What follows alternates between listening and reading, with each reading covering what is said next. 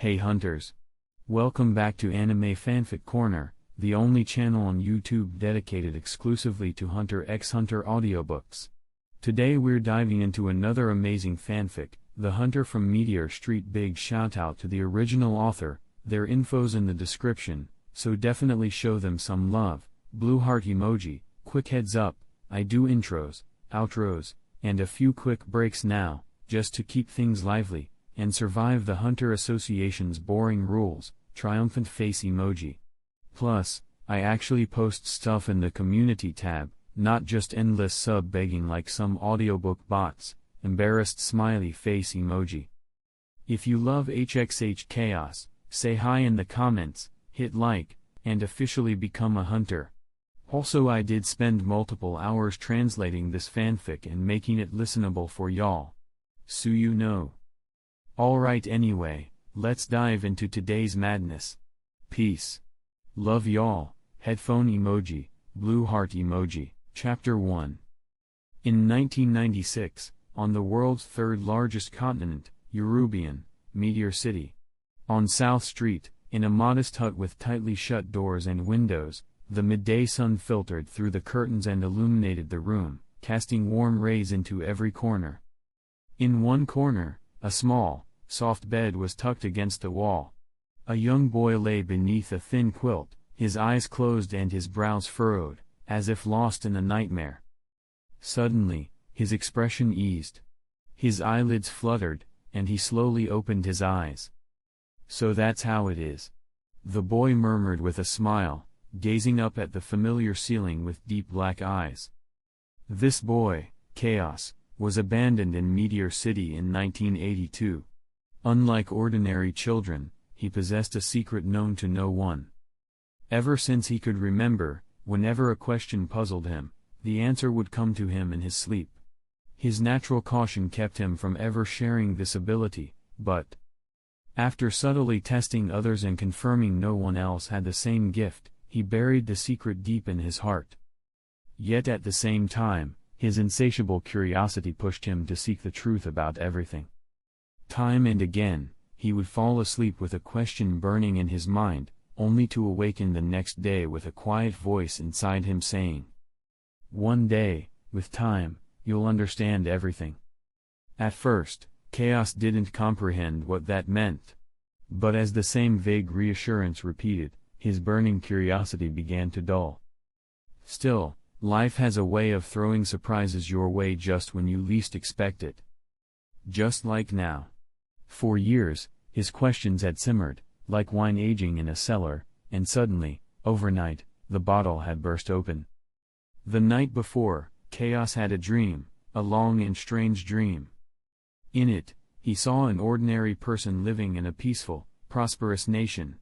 Like most people there, he had a loving family and a simple yet fulfilling life. His experiences were unremarkable.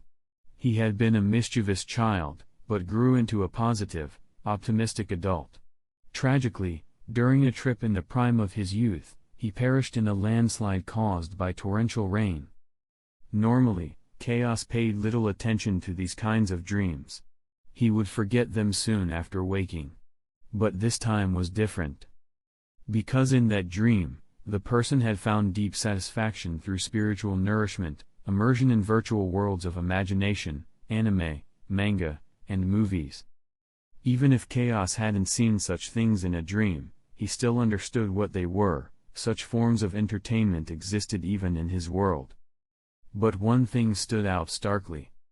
Among the dreamer's favorite anime and manga, there was one series that explicitly documented the past history and even the future trajectory of the world Chaos lived in. Its title was Hunter x Hunter. Chaos sat up in bed, drew open the curtains, looked out at the dazzling sunlight, stretched, and said with a rare smile, "What a nice day." The curiosity that had gnawed at him for so long was finally satisfied. He felt truly elated. So that was the source of his mysterious knowledge, the memories of an ordinary person from another world. And even upon realizing that his own world was nothing more than a fictional setting created by an author, Chaos didn't care. As far as he was concerned, he was truly and fully alive here. But the information revealed in that dream could not be ignored. Closing his eyes, Chaos recalled it all, and the detailed memories of Hunter x Hunter slowly unfolded in his mind. He began sorting through the facts, comparing them with his own world. First, there was Meteor City. According to Hunter x Hunter's lore, Meteor City had been a massive junkyard for over 1,500 years. Officially, it was classified as an uninhabited zone. That meant babies abandoned here were never registered, no birth records, no ID, no official data. Outsiders had little idea how the people here lived, what education they received, or what values they held. Growing up in such an environment naturally produced exceptional individuals. The world whispered that Meteor City's residents survived by salvaging and recycling waste, while criminal organizations exploited the city, funneling in weapons and heavy metals to groom talent. While some of this seemed vague to Chaos, who had lived in Meteor City for 14 years, it rang undeniably true. He was an abandoned child. He had seen the elders make shady deals with underworld figures.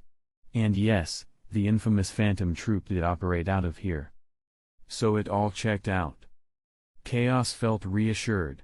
He turned his attention next to Nen, the ability thoroughly described in the original work. He felt an eager impatience rise in him. He had never understood the concept of telepathic or supernatural energy.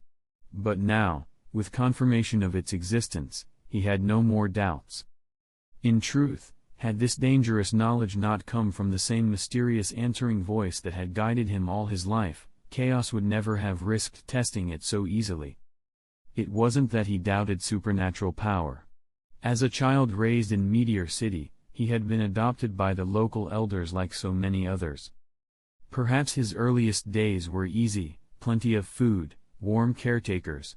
But once he passed the age of 1, everything changed. Food was still available, but no one stopped others from stealing it. The doctrine of survival of the fittest was drilled into them early. By age 3, any child who could still eat every day without being starved was a survivor. The elders ensured only the bare minimum of sustenance. Between the ages of 3 and 6, children were allowed to fight over food without interference. At 6, they had a choice. Live as scavengers, or go to harsher zones to train as fighters. Chaos chose the second path. And he had always remained number 1 in live combat. His strength came directly from years of guided answers. He still remembered the first question he ever asked.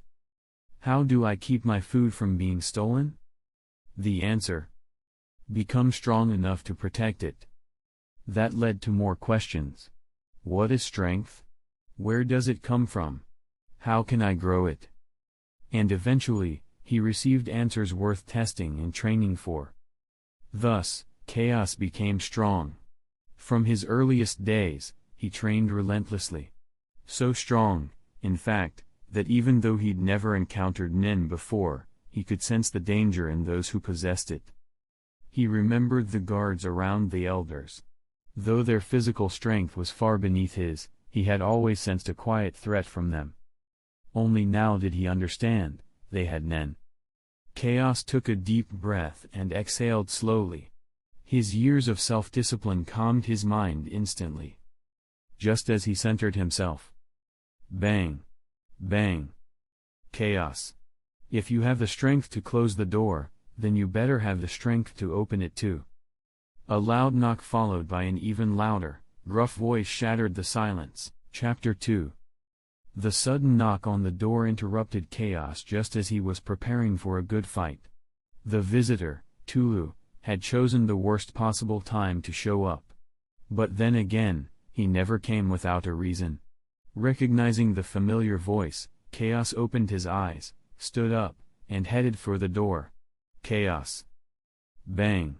The knocking continued. Chaos quickened his pace, fearing the fragile wooden door might soon be reduced to splinters. By the third shout, he flung the door open. Outside stood a towering figure, one hand raised mid-swing, his palm nearly as large as a fan, but he quickly lowered it when he saw Chaos. The man was enormous, nearly matching the height of Chaos's 2.5-meter tall hut. Dressed in coarse, simple cloth, his bare chest and arms were packed with thick, sculpted muscles. At first glance, they looked grotesquely oversized, but on closer inspection, they were just perfectly proportioned to his giant frame. A distinctive trait marked his face: 2 prominent lower canines jutted from either side of his mouth, giving him a beast-like appearance that left a strong impression on anyone who saw him. This was no ordinary man, more like a creature of brute strength. Standing beside him was Chaos, slender and less than 1.7 meters tall, with jet black hair and delicate features that resembled a porcelain doll. Together, they looked like a mismatched pair, the beast and the beauty. "Tulu," Chaos said calmly, "if you slam my door like that again, I'll kill you." Of course, the so-called beauty spoke with none of the gentleness his appearance suggested. His tone was flat and threatening. Tulu didn't take it seriously. They'd grown up together. Chaos said all kinds of wild things, that was just his personality. Smirking, Tulu dangled a small gray bottle in front of him, holding it delicately by the neck between 2 fingers. "Don't say that. I brought your favorite drink." The bottle wasn't entirely opaque. Chaos could see a milky white liquid sloshing inside. Raw. It was unmistakable, Chaos's favorite drink. At least, that's what it used to be. And the liquid inside. If Tulu claimed this was his favorite, it could only be Daddy Jack's special milk. Milk in a liquor bottle. Looking at the offering, Chaos's desire to drink plummeted. Still, without hesitation, he held out his hand. Tulu grinned and placed the bottle into Chaos's waiting palm. "Come in," Chaos said casually, turning around as he spoke. Tulu ducked slightly and followed him inside. The room was small, 2 or 3 steps, and he was at the table. In that short walk, Chaos downed nearly half a liter of the milk in one gulp, letting its subtle warmth spread through his body. He placed the bottle on the table and headed toward the bathroom. A minute later, he re-emerged, freshly washed. Normally, Chaos was extremely particular about cleanliness. But this wasn't just any day, this was Daddy Jack's special milk. In the past, he'd only known it made his stomach feel comfortable, tasted soft and smooth, and was packed with nutrients. He hadn't understood why. Now he knew. There was no doubt, it was the product of Nen ability. That was also why Chaos could tolerate drinking from a bottle that had undoubtedly touched Tulu's mouth, saliva and all, despite his mild mysophobia. Thinking back on everything, it made perfect sense that his strong physical condition came from years of drinking this milk. After rinsing his mouth and washing his face, his mind, still foggy from the information overload the night before, finally felt sharp again. Then the obvious hit him. "Tulu, where did you get the money?"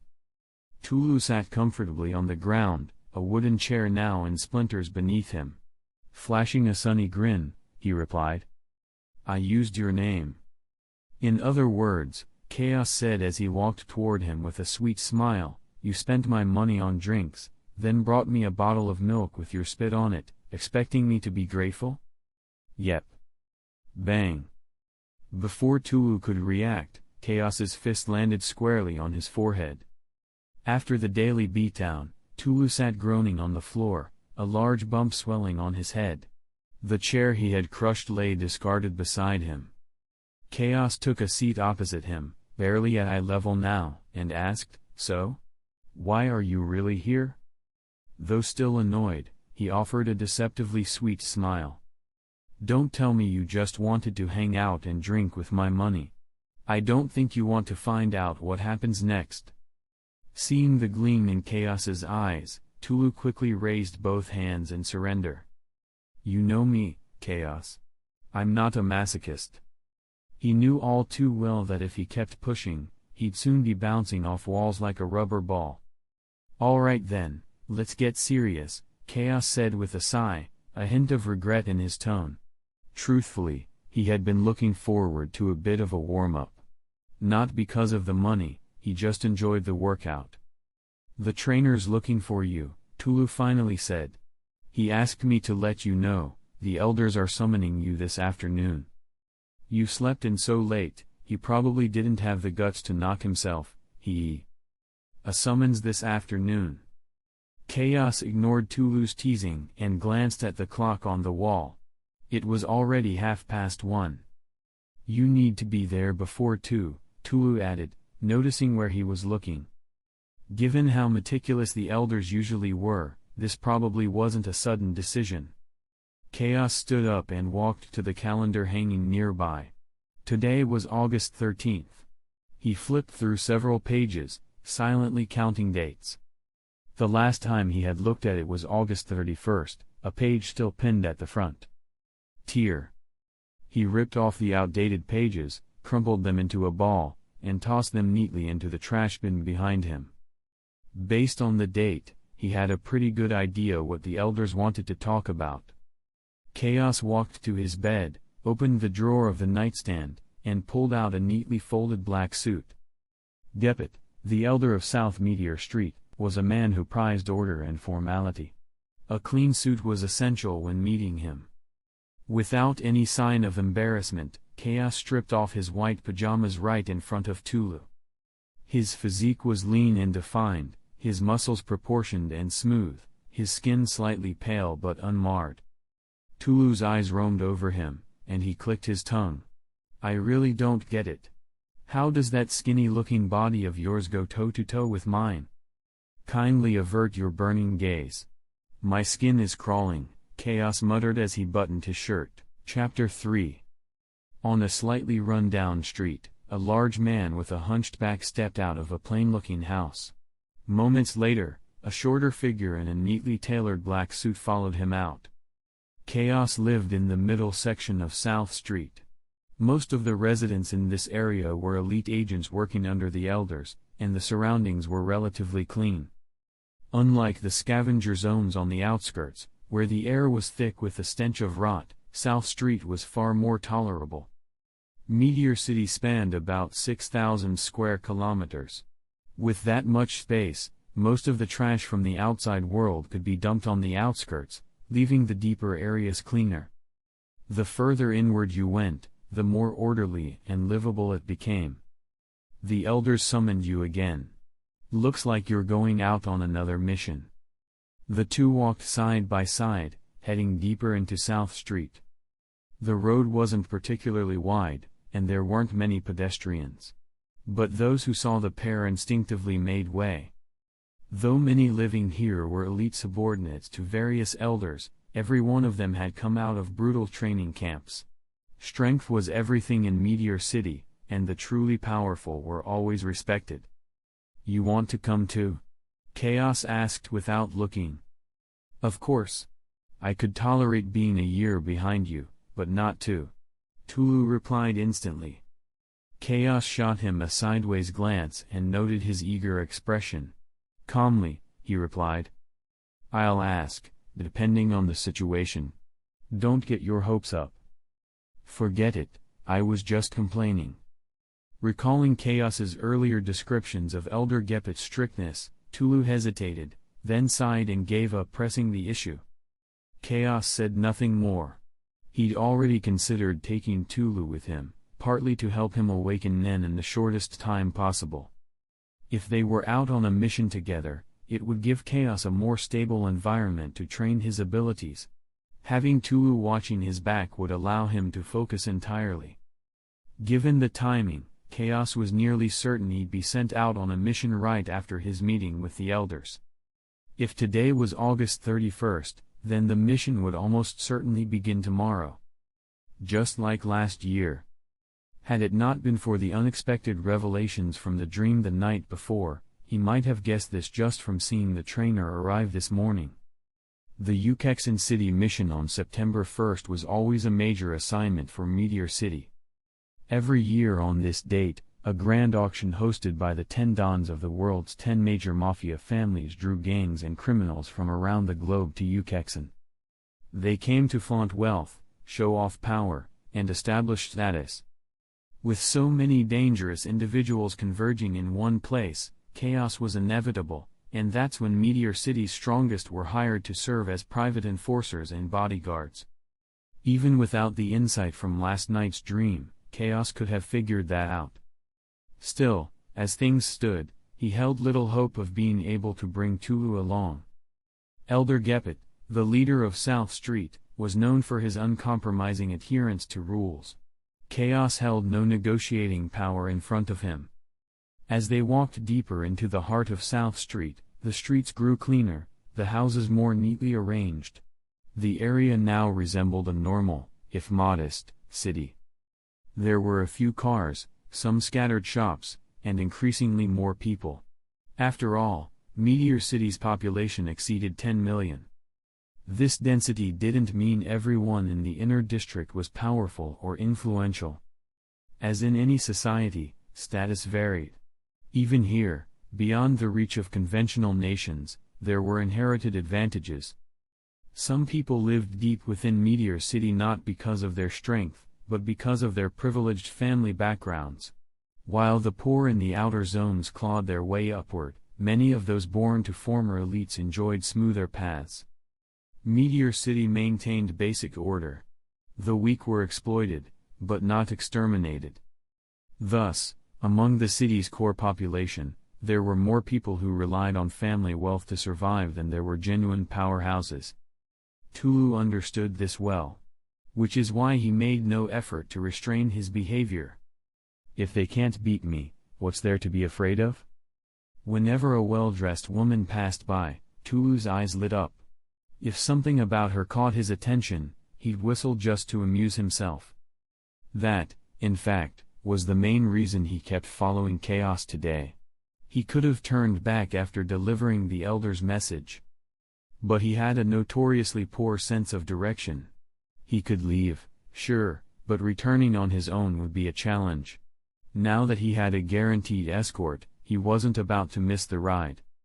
In most places, catcalling a woman would earn angry stares, maybe even a fight. But in Meteor City? If you didn't have the strength to back up your attitude, showing off only guaranteed one thing, a beating. Occasionally, a whistle pierced the air. Chaos scratched his ear, glanced sideways at Tulu, but said nothing. He didn't bother taking away one of Tulu's few simple joys. After all, in Meteor City, a whistle could be considered a polite form of harassment. Well, the least impolite kind. Too lazy to scold him, Chaos turned his thoughts to the route ahead. The Ukexan mission was now a certainty. He wasn't a free man. According to Meteor City's laws, any abandoned child raised by the elders was bound to serve them, taking on missions, until age 40, unless they or someone else paid off their debt. Otherwise, abandoning those duties was considered betrayal. This wasn't just Elder Gepet's rule, it was the law across all 4 districts of Meteor City. As a haven for people and things unwanted by the outside world, Meteor City took in more than 1,000 abandoned infants each year. These laws, passed down for generations, remained firmly in place because they benefited those in power. Chaos had no complaints.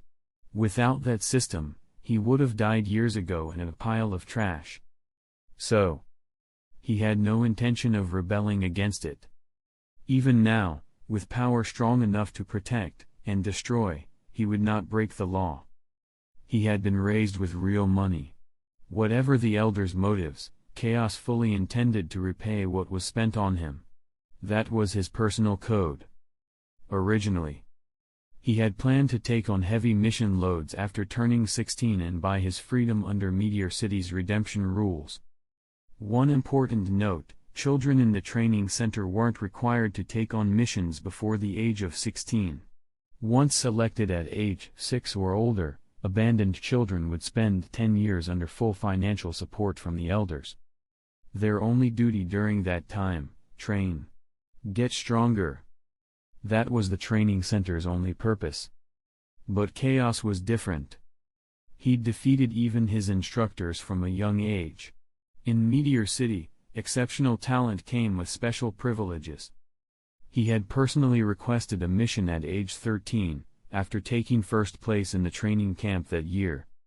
Incidentally, Chaos was now a 5-time champion. Each year, the top performer in combat training would be summoned by the elders and given the right to make a request. How far they pushed it was up to them. Whether it was moving out, earning pay, or going on missions early, these were all valid rewards under the elders' rules. And Chaos had claimed them all. Chapter 4. Back to the matter at hand. Originally, Chaos had planned to begin taking missions at age 16. That meant he'd start saving to buy his freedom 2 years from now. Based on his strength and ability, he estimated it would take about a year to earn 500 million jenny. In other words, from his current point of view, that was 3 years of time potentially wasted. But now, after obtaining so much new and intriguing information, Chaos had no intention of wasting a single day in Meteor City. The problem was, he had no idea how to make that much money all at once. The only thing that had changed was his mindset. Chaos's thoughts churned as he tried to recall everything from the memory he'd inherited. Rare beasts, magical creatures, ancient relics, secret realms, enchanted zones, treasures, hidden artifacts. That was the true nature of the world. Each of these things held the potential for massive wealth. But those concepts were far too advanced for someone who hadn't even awakened Nen yet. At his current stage, they were out of reach. Even if he set aside the issue of ability, such ventures took time he wouldn't have during his missions, which typically required full-time protection of an employer. Robbery? Not a bad idea. The thought cooled his mind. In truth, there didn't seem to be any fast or perfect solution. It was unlikely he'd earn enough money on the upcoming mission alone. He was pressed for time outside of Meteor City, and trapped within it, he had no income at all. After a short pause, Chaos made a decision. Focus on awakening Nen first. Everything else could wait. Power was always the best answer. As for the rest, he'd deal with it step by step. After all, you never know when life might throw you a surprise. The 10-minute walk passed quickly. Chaos and Tolu walked along the right side of the main street. Unbeknownst to them, about 100 meters ahead on the left, 3 figures stepped out from a side alley. A burly man with an afro, a wandering swordsman with a katana, and a petite figure with a delicate face. It was a group almost as visually mismatched as Chaos and Tolu, impossible to ignore. Uvagin, Nobunaga, and Maki. Those were their names, members of the Phantom Troop, the notorious A-class band of thieves born in Meteor City's Ryuzie East. Feared across the world. Had Chaos been fully focused, and had Nen awakened, he might have sensed them from 100 meters away, danger prickling at his instincts, even without seeing their faces. But in this moment, during a casual walk, no killing intent or malice was present. They were just walking normally. So no one noticed anything. Their paths were like parallel lines destined to intersect, Chaos and Tolu coming from one side, the troop from the other. Though conflict was common in Meteor City, it didn't always erupt just because strangers crossed paths. There was always a trigger, be it provocation, a spark of malice, or something seemingly random. And in this case, the trigger was obvious. Tolu's whistle. It was bound to happen. Tolu had no idea who the Phantom Troop were. Nor did he possess Chaos's sharp intuition, which could assess someone's strength at a glance. All Tolu saw was a petite, beautiful woman, Maki. And when Tolu saw a woman who caught his eye, he always did what made him happy. The troop weren't the kind of people to ignore a provocation. At the moment, Chaos was completely unaware. His mind was elsewhere, distracted as usual. He often thought deeply while walking. Normally, he wouldn't be so lax, but with Tolu around, his eyes on all sides, he'd let his guard down. In 10 seconds, both parties would meet. Time moved forward. Tolu spotted Maki. Her long blue hair, her cool, porcelain-like face, she instantly brightened his mood. He whistled. As for Uvogin and Nobunaga? Tolu wasn't interested in men. He didn't even spare them a glance. Roughly 4 meters from the street corner, Maki and the others were directly in front of Chaos's left side. With his hands behind his head, Tolu looked every bit the laid-back playboy. He angled his head slightly as he neared, eyes locked onto Maki. What an idiot! Uvogin smirked. They had just been strolling around when some muscle-bound loudmouth suddenly tried to provoke them. It made him a little excited. He'd noticed Tolu's massive frame right away. That kind of build was rare in Meteor City, even among the gifted. And a body like that might actually give him a decent warm-up, without having to use Nen. The thought stirred Uvogin's fighting spirit. That subtle shift in energy, almost imperceptible, was enough to snap Chaos out of his thoughts. He had been considering how to bring up Tolu's case to Elder Gepet, but now... His head snapped toward the incoming trio. 3 people he recognized immediately from memory, even though he had never seen them before in person. His pupils shrank. The Phantom Troop. Also known as the Spider. Each member wielded Nen. And based on their portrayal in the original work, even the support types in the group could eliminate someone like him with ease. And now? 2 of the strongest combatants in the troop were right in front of him. Chaos didn't care about the rest, he just wanted to know why they were targeting him. His mind raced. He looked toward Maki, and when he remembered Tolu's earlier whistle, his expression went cold. Though that entire internal reaction took paragraphs to describe, in reality, it all happened in under a second. Can I do it now, Maki? Uvogin asked, eyes lighting up. After all, the provocation had been aimed at her. It wouldn't be right to act without her go-ahead. But it was just a formality. As Maki's companion since childhood, Uvogin already knew her well. Do whatever you want, Maki replied, not even sparing Tolu a glance. Just don't drag it out, Nobunaga added, sounding bored. His meaning was clear, don't waste time. Got it. Uvogin grinned, already imagining how this would go. He turned his head, boom. The sound of impact echoed across the street. A massive figure was launched into the air and slammed into the ground moments later with a thud. His target was blown away. Then a voice rang out. I'm terribly sorry. You're with the Phantom Troop from East Street, aren't you? He didn't know. I hope this makes up for the offense.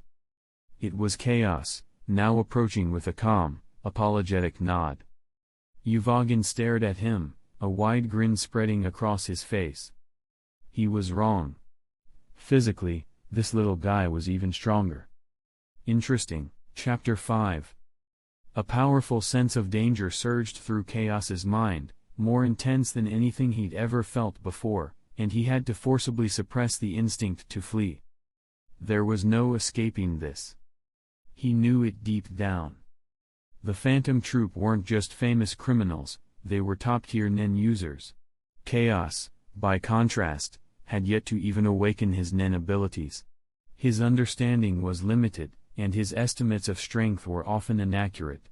At best, he might be able to defeat a third-rate Nen user who couldn't truly wield their power. In other words, he wasn't even a beginner yet.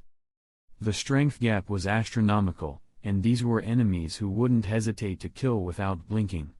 That meant the situation was so dangerous that even a minor misstep could cost him his life. And yet, Chaos remained calm. Fear wouldn't help. Panic would only make things worse. Only calm might offer a chance. Wearing a warm, apologetic smile, Chaos quickly approached Uvogin, who was still staring at him with interest. He reached into his pocket and pulled out a silver-blue card. This is 50 million Jenny. I hope it can cover the cost of the offense. Before Uvogin could respond, his vision blurred slightly. The card was no longer in Chaos's hand. A calm voice broke the moment. Maki had lightly snatched the card with 2 fingers, gave it a casual twirl, and tucked it into a pouch at her waist.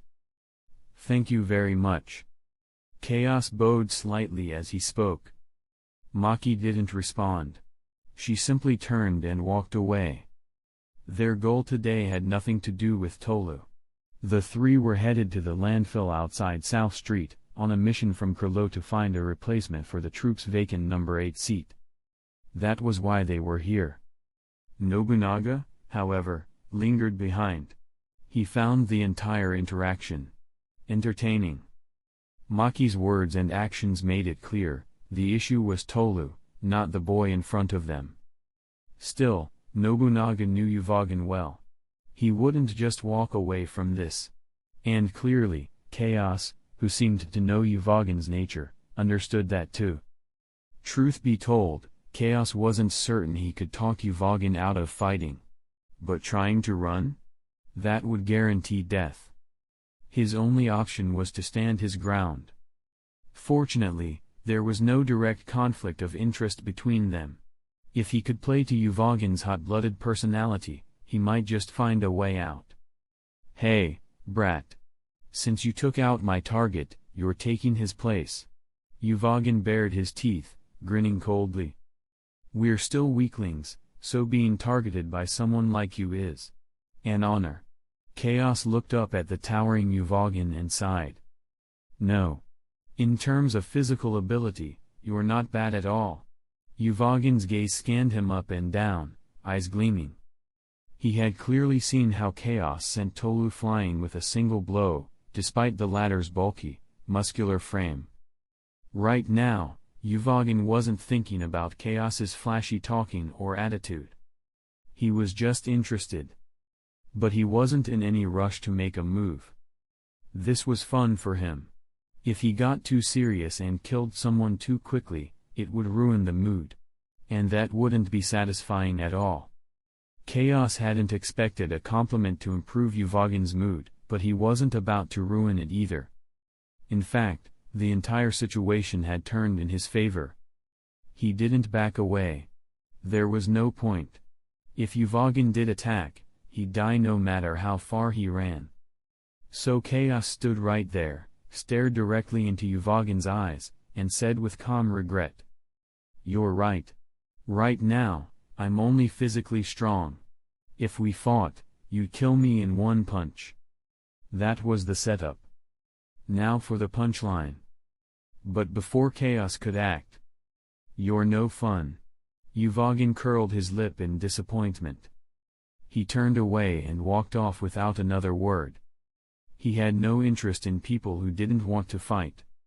Yuvagan left so suddenly and decisively that Chaos was caught off guard.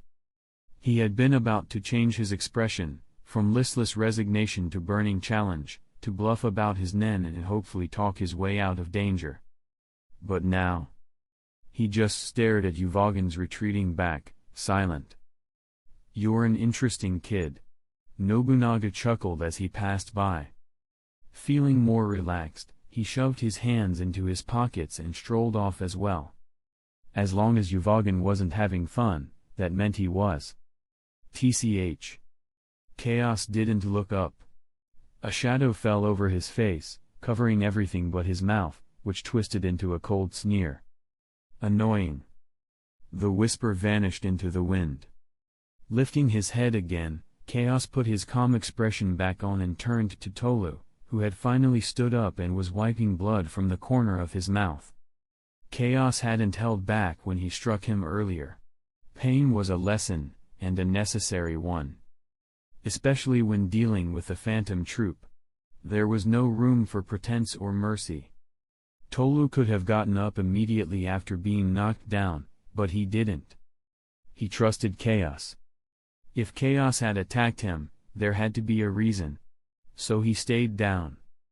Lying there, Tolu had listened to the entire exchange with the troop. And for someone who had never heard Chaos apologize before, that told him everything he needed to know. Only once it was over did he stand. "I'm sorry, Chaos." He walked up and bowed his head sincerely.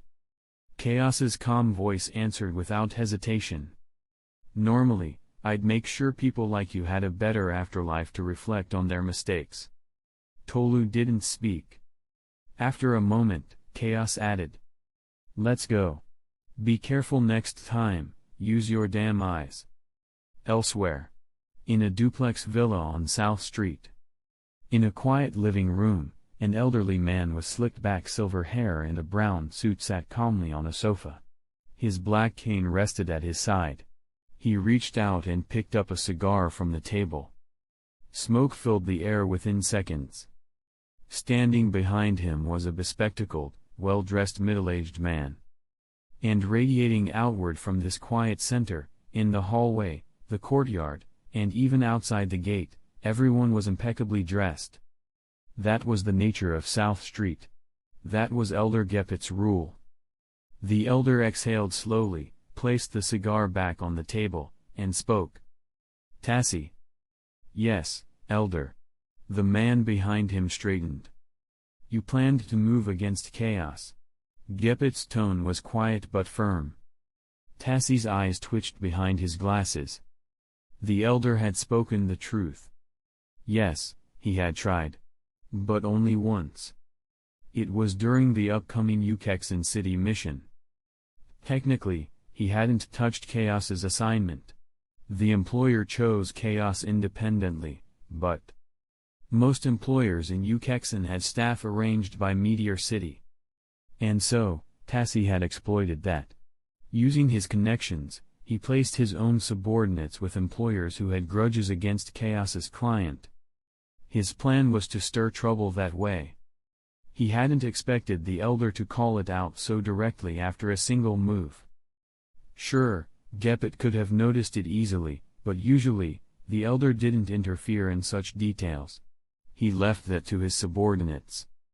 But clearly, Gepet's attention to Chaos was far greater than Tassie imagined.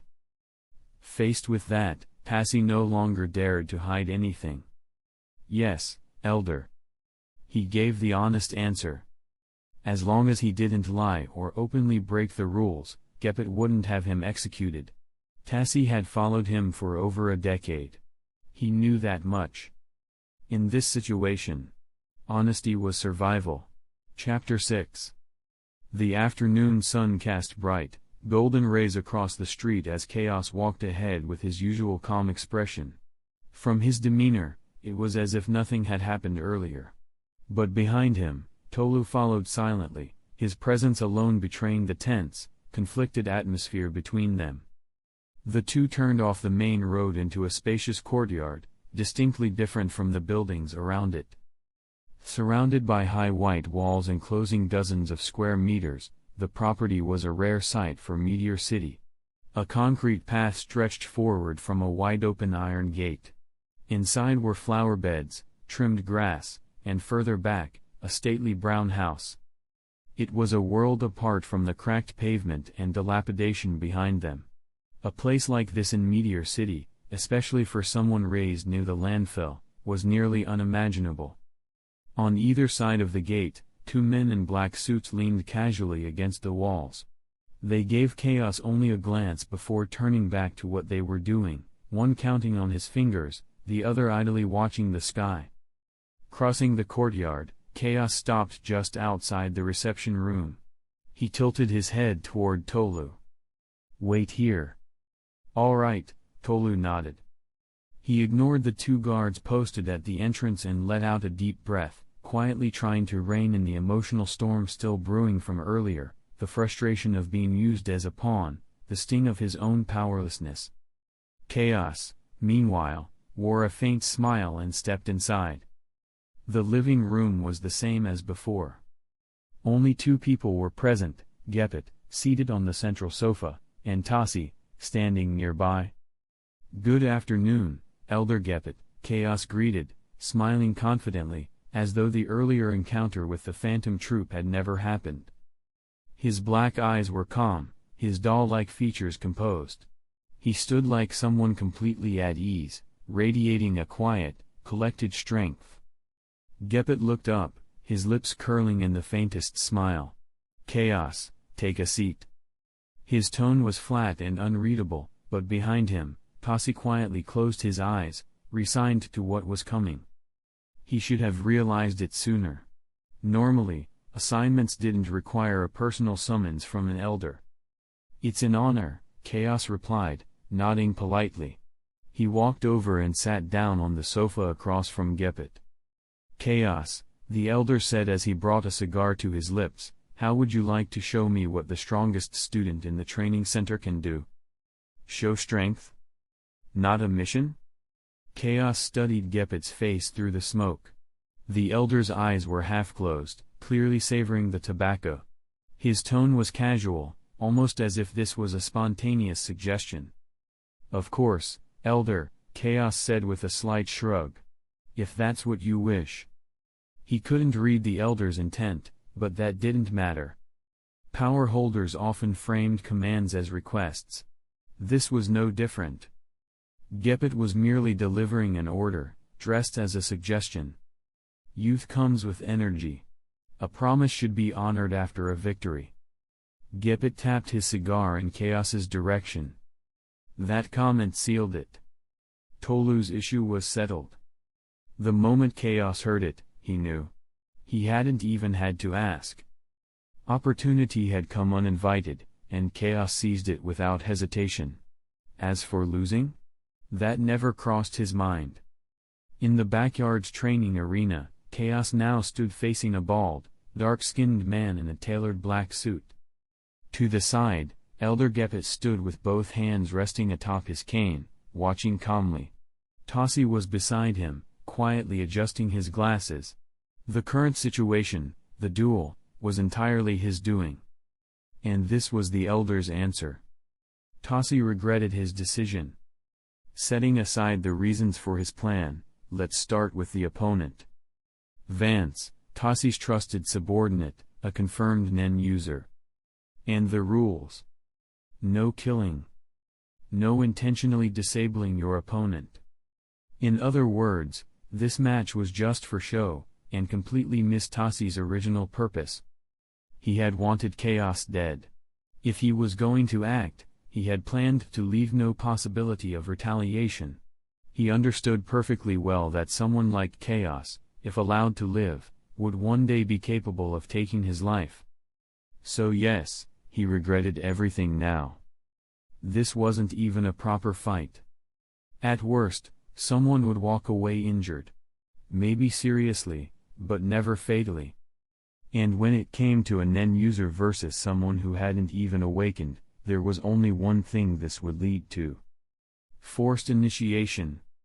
Nen, or aura, is a power that anyone can learn, so long as they follow the proper steps. It is the life energy that flows through all humans, imperceptible to the untrained.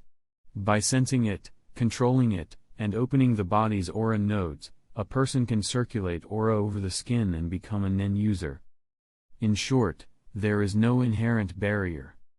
But Nen mastery is highly talent dependent. Some people take years, or even decades, to open their aura nodes through training. Others do it in a matter of months. A rare few? Days. The process described above is the safe, step-by-step path. But there's another method. Forced initiation, or forceful Nen awakening. It can activate a person's aura in mere seconds. If successful, even an average person can be awakened into a Nen user instantly. But nothing comes without a price. Aura is life energy. A sudden, uncontrolled outpouring of it, triggered by external stimulus, can lead to severe exhaustion or even death. Only those with exceptional talent can stabilize that outflow quickly enough to survive. That stabilization technique is the most basic Nen ability. 10. The practice of maintaining aura around the body to prevent its loss. Tassi didn't understand the precise theory behind any of this. His own Nen abilities had come by chance, surviving a battle between two Nen users. But he understood this much. If Chaos lost the fight, he'd be forced to awaken. And talent? Tossie had no doubt about that. At just 8 years old, Chaos had already crushed opponents trained for 10 years in the elite center. He was the strongest they had ever produced. So then, what of Elder Gepet? Surely, he understood what would happen. Tossie wasn't a fool. He knew the Elder had anticipated all of this. Which could only mean one thing. Favor. Recognition. Protection. If not, why would an Elder of Meteor City intervene so directly? Why would the excuse Tossie crafted after 10 years of loyalty become the reason that gave his enemy a boost? Tossie swallowed back his frustration. He'd only gone this far because his son had lost an arm during training. That was the seed of his hatred. But now, he deeply regretted turning that into a death sentence for Chaos. Chapter 7. Thinking this over, Tossie sighed inwardly. Thankfully, the Elder had no intention of holding him accountable. This match had been arranged as a show, to ensure nothing would be exposed later. It was a subtle warning, one that Chaos himself might never even notice. The plan was over before it had even begun, shut down quietly by Elder Gepet. Strictly speaking, Tossie hadn't lost anything. The only one who gained anything was Chaos. Fine. I won't mess with him again. Tossie watched the match silently and came to a final decision. Tarn. If you've got the guts, report the loss of your arm yourself. I'm done. Chaos, of course, had no idea what Tossie was thinking. His attention was locked on the dark-skinned, bald man in front of him, his expression briefly turning serious. He recognized this man. One of the 2 guards posted at the reception room door. A position like that could only belong to a trusted enforcer, a direct subordinate of Elder Gepet. There were only 4 elders in all of Meteor City. And in a place of tens of millions, ruled by survival of the fittest, to be an elder's confidant meant this person was not only carefully selected, but also immensely powerful. Whether or not he had Nen, he was not to be underestimated. But this one did have Nen. Chaos could feel it. His build wasn't particularly imposing, not like Tolu's. And yet, he radiated pressure. That meant only one thing, he was a Nen user. Interesting. Chaos began to unbutton his black suit calmly. He wasn't the type to act blindly. Just like when he faced the Phantom Troop earlier, he knew when to yield and when to fight. If talking bought him a better chance of survival, he'd do it without hesitation. Because when your strength isn't enough, you die. But this man wasn't invincible. Just dangerous. That was a big difference. It reminded him of when he was 7 and had gone head-to-head with the strongest 16-year-old in the training center. Despite holding his own for a while, Chaos had eventually lost, outmatched in strength, speed, and experience. But now, things were different. He tossed his jacket to the right and loosened his collar. That direction, where Tolu stood, was no coincidence. Tolu had been assigned as the referee. Though in truth, his job was little more than shouting start. Tolu caught the suit midair and glanced at the elder, who gave a small nod. You 2 ready? Tolu called out. Let's go, kid, said the man, Vance, without taking his eyes off Chaos. Tolu took one more glance at Chaos's composed profile. Begin. Almost the moment the words left his mouth, a heavy pressure exploded from Vance. It was aura, pure Nen. For those awakened, emotional fluctuations amplify through their aura and manifest as intent, a killing intent, or overwhelming confidence. If Vance had unleashed full bloodlust, most people would have frozen in terror. But instead, what he radiated was unshakable confidence. And even that, on its own, was suffocating. Chaos had been ready. And yet, the moment it hit, his body froze. It's happening. That thought flickered through his mind as he realized how easily he had slipped into Vance's rhythm. At this range, just 3 meters, Even a moment of hesitation meant being overwhelmed. No time to think. Just move. Chaos forced his fingers to twitch. Then, like a chain reaction, the rest of his body followed. But just as he broke free from the pressure, ready to defend or retaliate, he realized Vance hadn't moved. Chaos. I know you, Vance said, grinning. The little monster who won 5 consecutive championships at the training center. He cracked his knuckles. You'll have to carry a lot on your shoulders someday. Me? I'm just following orders here. Nothing personal. The Elder's true purpose behind the match was obvious, even to Vance.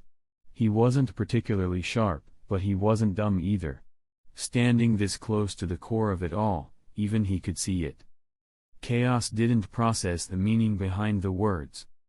Right now, his mind was still locked into combat mode, entirely focused on the pressure he'd just been hit with. No distractions. No analysis. No overthinking.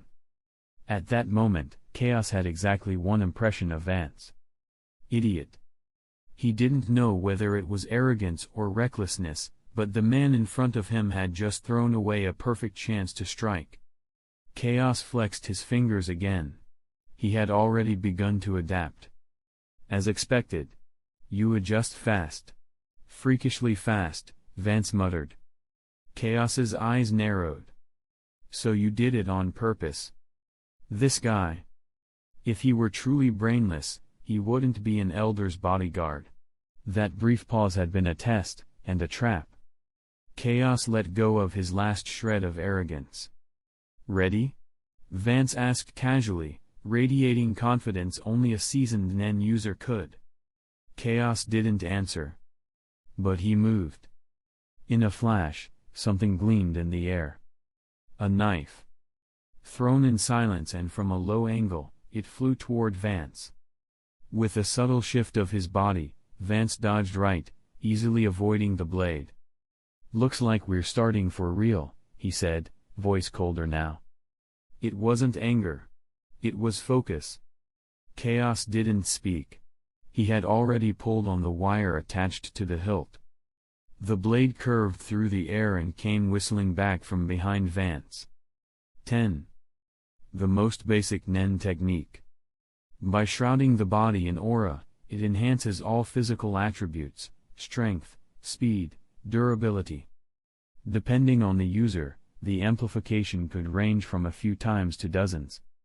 Vance knew full well, in raw physical strength, he was no match for Chaos. So he had activated 10 from the start. He heard the knife cutting through the air behind him and tilted his head slightly. Clink. With perfect timing, he caught it in his hand. That was the confidence 10 gave him, strong enough to catch a flying blade barehanded. Piano wire. He noticed the glint of tension as Chaos pulled the blade back. So that's how it works. He smirked with mild disdain. Boom.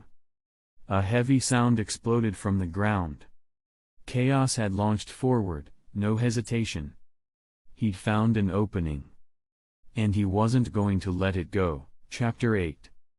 As Chaos launched himself forward, a glint of cold steel flashed in his left hand.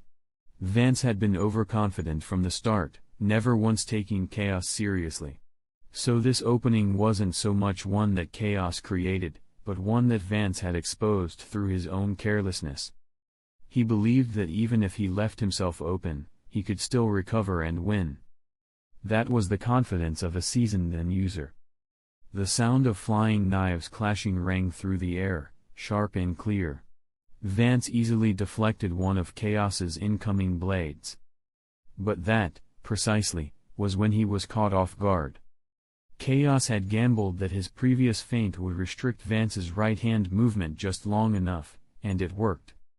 Now, Vance was gripping the flying knife, bound by the rules. He couldn't swing it directly at Chaos. Perfect. Chaos surged forward, his right fist aimed squarely at Vance's forehead, riding the howling wind of momentum. Vance saw it coming, a direct strike. He instinctively lifted his left elbow in defense while preparing a counter with his right. But at the last moment, he paused. The rules. He couldn't attack with the blade still in his hand. So instead, he shifted, preparing to elbow strike with the side of his right arm. But he hadn't dropped the knife, so he couldn't clench his fist. That meant his elbow strike would be weaker than usual, less than half his normal power. Still, it was enough. He aimed for the side of Chaos's head, lethal force dialed back just enough not to kill. This entire exchange, from Chaos's punch to Vance's reaction, happened in an instant. But in that next moment, Vance realized something was wrong. Chaos's punch had shifted mid-strike. It turned into a grappling motion, his open palm snatching Vance's left wrist, exactly the wrist guarding his head. This wasn't instinct. This was planned. Executed from the very beginning. Realizing this, Vance's eyes narrowed. Chaos had predicted his reactions, completely. His thoughts raced as he reacted. Boom. Aura burst as Vance countered, slamming his right elbow toward Chaos's head. But Chaos's own left elbow rose, blocking the blow just in time. Physically, Vance, empowered by Ten, was stronger. If Chaos didn't have Nen, he should have been flattened. But Chaos wasn't thinking about pure strength. He knew he was at a disadvantage, but not hopelessly so. He had gambled that Vance would hold the knife and strike with a weaker elbow. And he'd been right. Chaos had expected his whole arm to go numb absorbing the blow, but the impact was lighter than expected. That's it. I've got him. Even as the thought flickered in his mind, his body stayed in motion. He pivoted his stance, planting his right foot firmly and shifting with explosive speed to Vance's right flank. In that instant, Vance launched a powerful side kick. But Chaos had already slipped past. Vance hadn't stopped moving, he reacted fluidly, but that too was exactly what Chaos wanted. Vance was now standing on one leg. Even with his superior strength, no one could stay balanced when their opponent redirected their center of gravity mid-motion. Chaos still gripped his left wrist.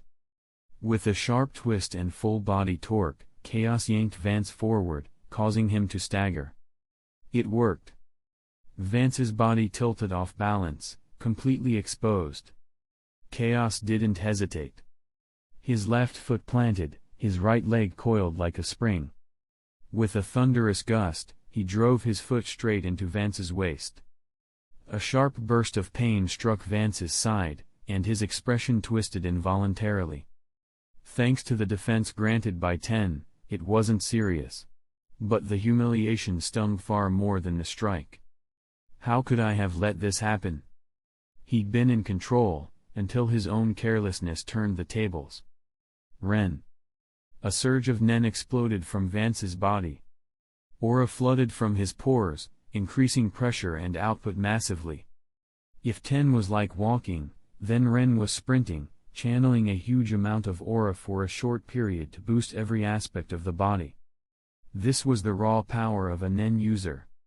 As Vance's body fell, he activated Ren, making one last desperate effort to reverse the situation. If I can just land. That was all he needed. A foothold. Even one moment of stability would be enough. A glint of anger flickered in his eyes. Chaos. This brat can't be allowed to run unchecked in the future. But for now. No more holding back. Just as Vance's thoughts turned grim, he felt it, his body being pulled into a spin. What the? Chaos couldn't see Aura, but his instincts screamed at him. Something about Vance had changed, radically. And as someone who'd been fighting for survival since childhood, Chaos knew exactly what that meant. Don't give him a second chance. Without hesitation, Chaos shifted from one-handed to two-handed grip, clutching Vance's wrist tightly. Then, he spun. Like a hammer thrower, Chaos whipped his opponent around in tight arcs, building momentum. 3 full rotations. Then, With a final grunt, he hurled Vance through the air, sending him crashing across the courtyard and out beyond the elder's estate. It wasn't enough. Even after all that, Chaos knew he'd barely done any damage. This is the difference between Nen and no Nen. Watching Vance's body fly through the sky, Chaos stared with narrowed eyes. I need to learn Nen. Soon. Honestly, he didn't even want to go on this mission. He'd rather lock himself away and train, understand everything he could about Nen, and refine his technique. But that wasn't an option. Not yet. With a soft sigh, Chaos turned toward Gepet and spoke plainly. Elder. Can I admit defeat? I obviously can't beat him. Gepet remained seated, watching quietly. From the moment the fight began to now, Chaos's surrender only 5 seconds had passed. Obvious? Gepet glanced toward the sky, toward where Vance had disappeared. From an outsider's view, Chaos had clearly dominated.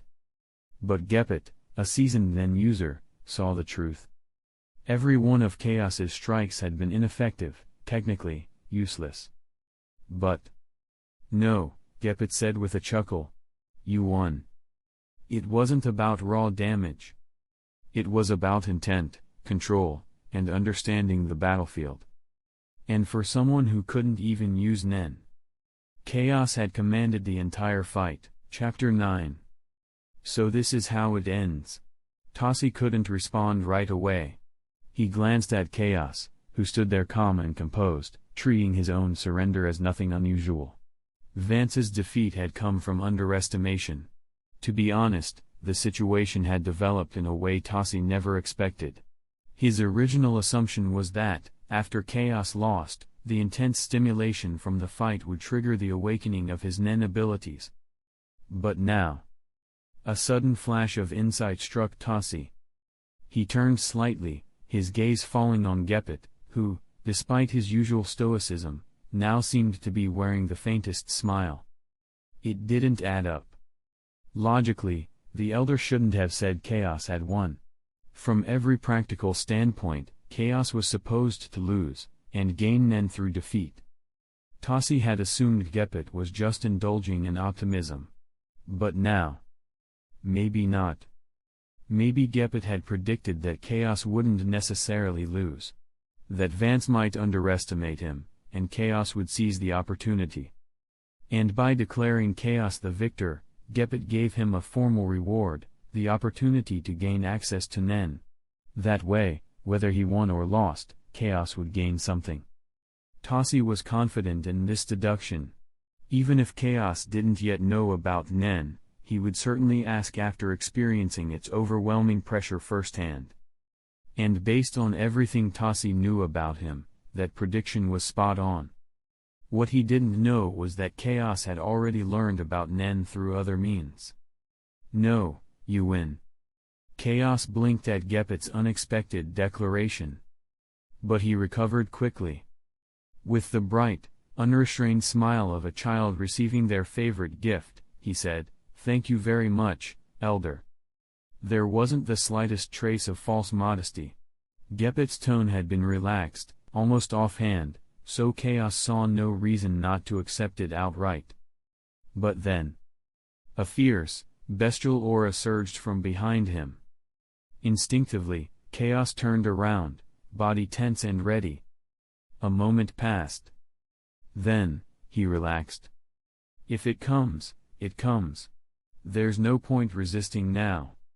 Stop. Gepet's cold voice rang out behind him. Chaos saw Vance, fist raised, halt instantly in mid-swing. For a second, Vance's eyes flashed with reluctance. Then it was gone. He exhaled and slowly lowered his arm. He understood now. Gepet had made a call, and Vance trusted that judgment. Throwing that punch might have felt satisfying, but the consequences wouldn't be worth it. He'd only make an enemy out of Chaos, and draw the Elder's ire. Not smart. Putting on a toothy grin, Vance laughed it off. Haha, I was careless. Really careless. As expected from Chaos, number 1 in the training center at just 8 years old. Chaos could see the real emotion behind the smile, but it didn't matter. As long as Vance didn't strike him, the rest didn't matter. When you're still weak, endurance is part of survival. Chaos looked at him with sincerity and replied, "Yeah. If you hadn't underestimated me, I wouldn't have lasted long at all. Give credit. Share the stage. Let them save face." With that one sentence, any residual resentment vanished from Vance's eyes. He scratched the back of his head awkwardly. It was all true, of course, but also, he had been thrown across the courtyard. So now he just felt embarrassed. "All right, Chaos. Time is short. My promise." Gepet's voice cut in again. Chaos turned to look at him. For the first time, he clearly saw a faint smile on the elder's wrinkled face. Gepet was in a very good mood. To be honest, Chaos didn't know this elder well. Other than seeing him each year when he won the training center tournament, their contact was limited. Fewer than 10 total meetings. So he didn't really understand Gepet's personality. But he knew this. When someone is in a good mood, they're more likely to say yes. To Chaos, Gepet had always felt like some kind of formal, rule-bound Santa Claus, someone who might grant a wish if the timing was right and respect was shown. And Chaos always made sure to show just the right amount of respect. He was ready. He was just about to request permission to bring Tolo on the mission. Then he stopped. His expression shifted ever so slightly. Something felt off. Nen. Tassi had predicted it. Chaos would ask about Nen after this fight. And that was exactly what Chaos was about to do. But Gepet wasn't supposed to know that he already had prior knowledge of Nen. If he now asked to bring Tolu along without first asking about the strange power he just witnessed in battle, that might raise suspicion. So Chaos caught himself. He let the moment stretch, then spoke in a slightly uncertain tone, his expression turning serious. "Elder. During that fight, I felt something strange. A pressure in my body I've never felt before. If it's possible, I'd like to learn what that power is." His voice was calm, but his eyes were sharp. Gepet, of course, had no clue that Chaos was acting. To him, this reaction was perfectly logical. A sharp, talented boy, curious after brushing against something mysterious. Of course. Gepet smiled. He had expected this. Or so he thought. "Really?" Chaos said, feigning wonder. "Perfect. Sorry, Tolu. But between Gepet's potential suspicion and the value of this opportunity, the cost of leaving you behind was minor." Without needing to say more, Gepet turned toward Tassi. "I'll leave it to you." "Understood, Elder." Tassi nodded without hesitation. He had already made peace with the situation. Chaos didn't remain in the Elder's courtyard long. Soon after, he sat in a black car exiting South Street, gazing silently at the back of the seat in front of him. Tassi hadn't formally taught him anything. He had simply passed along one simple instruction: how to sit and sense the flow of aura. The people assigned to Chaos's mission were already waiting at the South Street exit, so there hadn't been time for more. But there was another reason. Let him figure it out slowly. That was Tassi's thinking. In his mind, Chaos wouldn't be able to fully open his aura nodes during this mission anyway, so there was no need to teach too much too soon. Besides, Tassi didn't even understand the systematic theory of Nen. He only knew what had worked for him. He wasn't a teacher. Just a messenger. But for Chaos, the message was enough. What Tassi had called point was clearly the first step, Nen initiation, the first act of focusing your mind inward. Sense your aura. Gaze inward. Feel the flow. It was the first step for every Nen user. And now, Chaos had begun walking that path. Chapter 10. In the living room, Gepet sat calmly on the sofa. Soft footsteps echoed as Tassi entered the room and bowed slightly. "Elder," before he left, Chaos passed the meditation technique to Tolu. Gepet gave a small nod, signaling that he had already expected this. The reason Nen, or what the outside world refers to as mind control, had never become widespread wasn't just due to V5's strict regulations. In truth, even without such restrictions, most people who learned Nen wouldn't share it. That's just human nature. But it's different when it comes to someone you trust. The same applied to Chaos. That was why Gepet hadn't bothered imposing any restrictions or prohibiting Chaos from teaching others. He knew it was inevitable, and that it wouldn't lead to widespread exposure anyway. Tulu, if not for Chaos, would never have stood out. But in Gepet's view, he had the potential, and was qualified to learn. Gepet understood everything. And so did Tassi. Still, as a subordinate, his job was to report what needed reporting. Meanwhile, the car carrying Chaos steadily approached the outskirts of Meteor City. Though the sun still shone brightly overhead, the scenery grew noticeably worse. The road turned cracked and uneven. Buildings became increasingly run down. After more than 10 minutes, Chaos even began to smell the foul stench in the air. Caw. A rickety truck rumbled past on the other side of the road. Chaos glanced out the window and saw a desolate scene of ruined houses and garbage heaps. In the distance, vultures circled above towering piles of trash. Caw. One after another, garbage trucks arrived, grinding their tires into the dirt and leaving thick tracks behind them. Chaos didn't pay it much attention. Resources and heavy metals in exchange for talent. That was the long-standing deal between Meteor Street and the outside underworld. A cooperation that had existed for decades, perhaps longer. The mission Chaos was now heading out for was part of that same relationship. At the main gate of South Street, black-suited personnel and vehicles streamed in and out. Staff directed traffic in a surprisingly organized fashion. The annual auction in Ukexan City was always a major operation, but Meteor City's cooperation with outside criminal syndicates wasn't limited to just elite operatives. Still, Chaos's car didn't head for the main gate. Instead, it turned a corner and followed a more secluded road toward a private exit. The main entrance was well managed, but ultimately slow. Elite assignments had their own separate routes, VIP channels, to avoid mingling with standard missions. This wasn't a special exception for Chaos. It was standard protocol for high-value partnerships. At this moment, there was only one person waiting by a single car. A tall man in a sharp black suit stood by the door. His gold-rimmed glasses gleamed, and his posture was perfectly upright. He checked a gold watch on his left wrist. Despite the shabby environment, he looked more like a top executive than a gang member. 2:42 p.m. The scheduled meeting time was 3 o'clock, but he had arrived early. Lowering his wrist, he continued looking silently toward the gate, without a hint of impatience.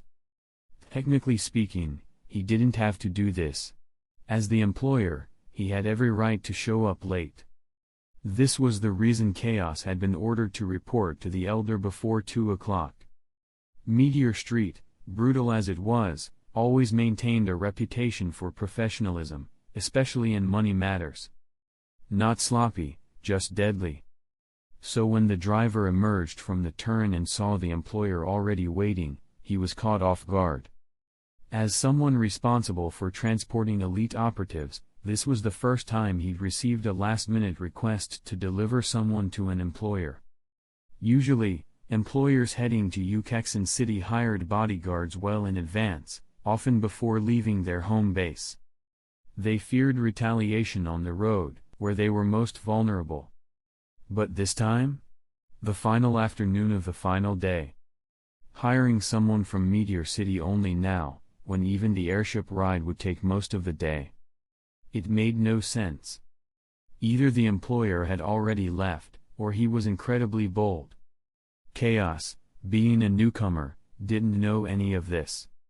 He wasn't slow. He just hadn't bothered to learn. In his memory, these missions were supposed to start after graduating from the training center at 16. Last year's assignment had only been granted as a prize for placing first in training. This one? A complete surprise. The car stopped. Chaos was about to open the door when... Ka-chok. Someone opened it for him first. Mr. Chaos. Everything is ready. Please exit the vehicle. Chaos blinked. He looked at the man standing outside, then asked bluntly. Be honest. I don't understand your attitude. Even Tolu knew the standard hierarchy between employer and employee. And yet this man, clearly the employer's representative, was treating Chaos with uncharacteristic respect. The man smiled warmly. Our boss is Aya Lilith. He had expected the question, and was prepared with the answer. That gentle, refined smile on his face matched the polish of his gold-rimmed glasses. Aya. As soon as he heard the name, Chaos understood. Got it. He nodded and stepped out of the car. When the man, Anka, moved ahead to open the next car door, Chaos said nothing and entered without protest. Anka climbed into the driver's seat, ignoring the previous driver. With a smooth motion, he pressed the pedal and launched the car forward, kicking up a storm of dust and sand. Ahem.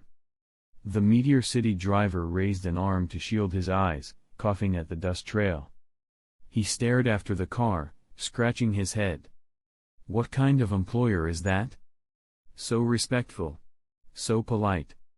In all the times he'd seen people come pick up elite bodyguards, they had always strutted around like peacocks. But this one? Too nice. A weird thought struck him. Wait. That guy's way too good looking. And if that Chaos kid's face is involved, then maybe. He shuddered. Ugh. Spitting on the ground in disgust, he got back into the vehicle and drove off. Aya Lilith. Chaos's current employer. Someone he knew all too well. The kind of familiarity where you can sleep in the same bed. Hey Hunter's quick little break. Hope you're enjoying the chaos so far. Grab a snack, stretch your neck, and let's keep going. Blue heart emoji.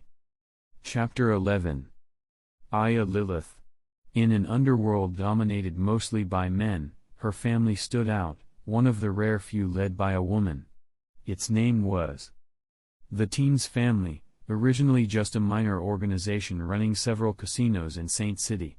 That changed drastically the day their former boss was found dead in his bedroom, a knife stabbed into his neck, and bright red marks all over his body, dragged from the room of his 13-year-old adopted daughter. After that night, everything shifted. Personnel were replaced. Money was spent like water. Soldiers were recruited. The family entered new markets. Under its new leadership, the Teens Family became a relentless force, nearly every move yielding profit.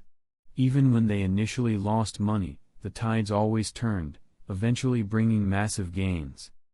With sharp instincts and aggressive expansion, in just 10 years, the Teens Family came to control the entire gray market of Saint City, and began to quietly infiltrate surrounding cities as well. But that rise also came with enemies. Conflict over interests, inevitable in the underworld, was just a matter of time. But that's all for later. Let's return to the present. Thwaites Hotel. One of the Teens Family's properties in Ukexon City. Chaos stood silently in the elevator as it rose toward the top floor. When the doors opened, he stepped out without hesitation. He remembered this place clearly, it had been the same last time. The top floor wasn't for rent. It was private. The maid trailing behind him stayed quiet, watching as Chaos walked confidently ahead. She still recognized him, even though a year had passed. Finally, she stopped before an ornate door and bowed respectfully. Chaos pushed it open. The door was carved with intricate gold patterns, and beyond it, a scene unfolded that looked more like a luxurious living room than a suite. White walls were adorned with tasteful art. Elegant furnishings filled the space, simple, but exuding quiet wealth and refinement. The entire atmosphere conveyed a strange sense of composure and satisfaction. But all of that paled in comparison to the person in the room. On a black sofa, seated in one corner with a cool and composed expression, was Aya Lilith. Her right elbow rested against the armrest, her chin perched lightly atop it. In her left hand, she held a document, scanning it with an indifferent gaze. When Chaos entered, she didn't look up. Instead, it was the small figure in black and white Lolita attire sitting nearby who noticed first. She turned suddenly and stared. Chaos caught the motion and looked back. The girl's expression instantly changed, baring her teeth like a small wild animal. Her chestnut-colored eyes were alert and brimming with caution. And on her head, 2 furry cat ears perked up sharply. Animal ears? Chaos froze for a moment, startled, but then recalled, among rare human variants, there were those born with beast-like traits. They were still human. Just different. At that moment, Aya, still reading, finally sensed the tension. She lifted her head slightly and saw Chaos. Her expression shifted, and a smile bloomed at the corner of her lips, like a flower blooming in the coldest winter. Chaos. Her cool voice softened into something warm, gentle and affectionate. Aya stood, smiling with sincere joy. To outsiders, she likely still appeared calm and composed. But Chaos could see the subtle changes. She placed the document aside and stood up fully. Dressed in a blue and white lace top and a black skirt, she looked stunning. Tall and slender, her body was gracefully shaped. Every step she took echoed with the crisp click of heels on the polished floor. The moment she moved, the small figure at her side was gently brushed aside, instinctively pacified. The girl's earlier aggression vanished instantly, replaced by submission. Aya's silver bob cut fluttered slightly with each step. Diamond-shaped sapphire earrings glinted faintly at her ears. Aya. Long time no see, Chaos greeted softly, eyes briefly glancing over the delicate curve of her collarbone. Aya didn't reply immediately. Instead, she walked faster. Though only a dozen steps apart, she seemed too impatient to wait. Her pale, elegant face flushed within seconds. Her violet-colored eyes sparkled as they locked onto Chaos. She couldn't wait. Behind her, the small Lolita girl, Vi Lilith, watched the scene unfold in silent confusion. Strange. Sister never walks like this. Normally, her sister walked like a tiger, calm, confident, powerful. That's the image etched in her mind. But now, she was rushing, smiling, flushed. The moment Chaos approached, Aya wrapped her arms around his head and pulled him close, burying his face against her chest. She was over 1.7 meters tall. And with heels. It was a full-body hug. Vi Lilith's fluffy ears twitched sharply, standing bolt upright. Her wide chestnut eyes narrowed. Cat-like pupils contracted into sharp slits, shimmering with a dangerous light. Chaos, with a hand lightly around Aya's waist, took in her cool scent and prepared to close his eyes. But something tugged at his instincts. His eyes opened. He shifted position slightly, stepping forward and moving Aya behind him. His expression sharpened as he stared at Vi Lilith. This girl. She couldn't be older than 6, yet Chaos felt a faint threat from her presence. Just a flicker. He wasn't alarmed, he could overpower her in an instant if necessary, but that flicker of danger put him on edge. He didn't understand why her demeanor changed so suddenly, but there was no doubt. Protecting Aya was the right move. Even if, maybe, this was all just a misunderstanding. Chapter 12. Vi Lilith. The silver-haired, cat-eared girl. A year ago, After Chaos returned to Meteor Street, Aya had found a delicate-looking girl in the slums, and brought her home like a lost toy. Back when Aya was young, her adoptive father had once broken into her room late at night. She'd opened her eyes to see his twisted face hovering above her. That night left a permanent scar. From then on, Aya developed a deep, instinctive aversion to men. That is, until Chaos. Aya was always someone who understood her own desires. She never hid them, never pretended to be someone she wasn't. She understood that her problem wasn't the absence of desire, it was the shadow of disgust attached to the idea of intimacy.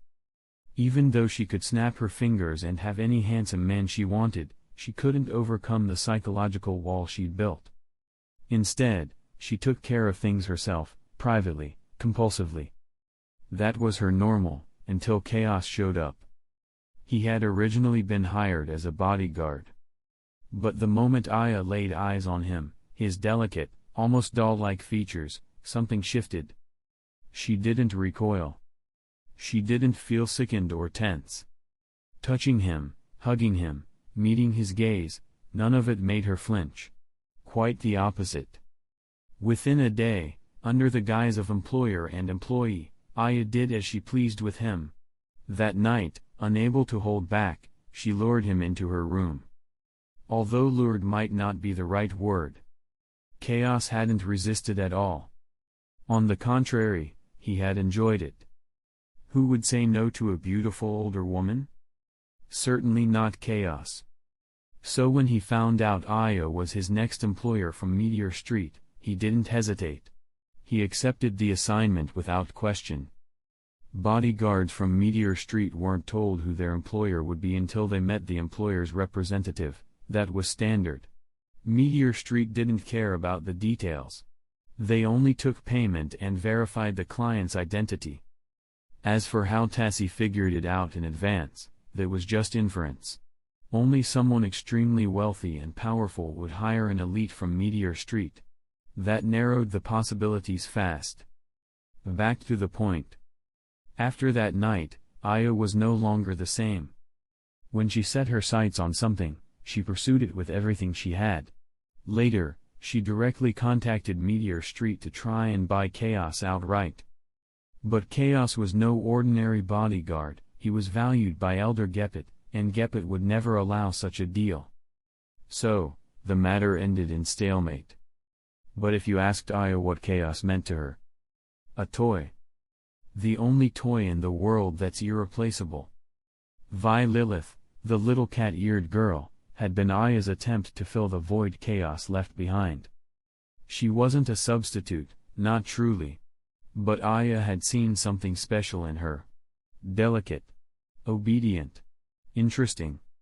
She brought her home and began raising her like a pet. To Aya's surprise, Vi Lilith also possessed exceptional abilities, and so Aya granted her the family name Lilith. For Vi, it was the first time she'd ever felt warmth or care. Born in the slums and bullied her whole life for her ears, she fell under Aya's affection quickly, and clung to it fiercely. What Aya and Chaos had just done? Unacceptable, in her eyes. The room's atmosphere turned heavy. Chaos had been about to ask Aya what was going on, and how to deal with the situation. He wasn't sure who this kid was, but they clearly shared some kind of bond. It would be reckless to act without understanding the relationship. But before he could speak, he felt a light tap on his shoulder. Aya stepped past him and walked toward Vi Lilith. Chaos frowned slightly and followed, quietly matching her pace. They were still 13 meters away. Chaos's mental alarm kicked in. He set his personal boundary, 3 meters. That was the maximum distance from Aya he'd allow before stepping in. If anything sudden happened, he could still protect her. If that girl makes one wrong move, I'll put her down instantly.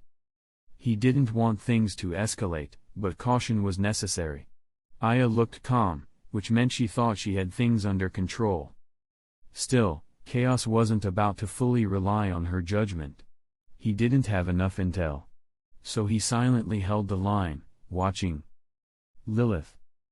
Aya's cool voice echoed softly. Chaos observed the girl's ears, formerly stiff with tension, tremble, then slowly fold down. And just like that, the threatening pressure vanished.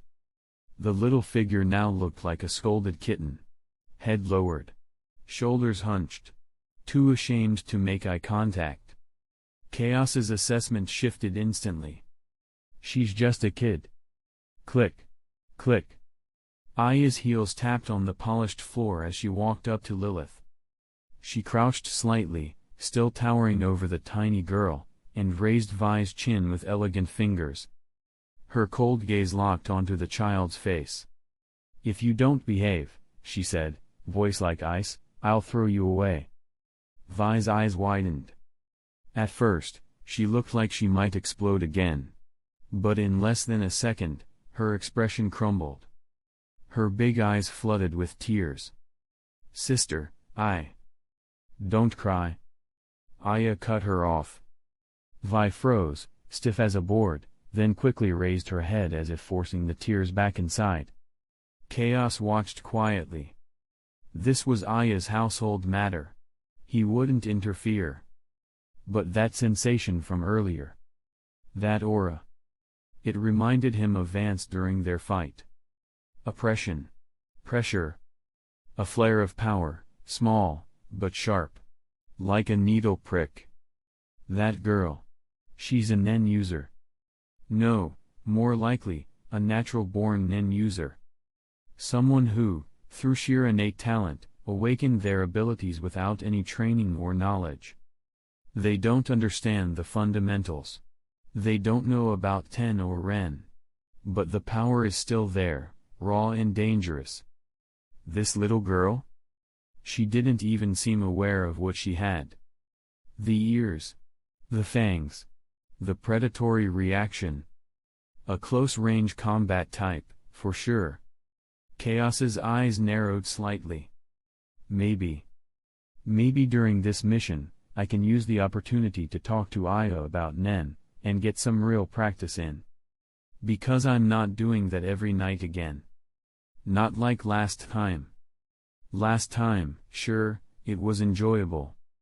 But now, Nen comes first. Still, he wasn't optimistic. For the past 10 days, since they reunited, things had escalated quickly. Every night had turned into a party.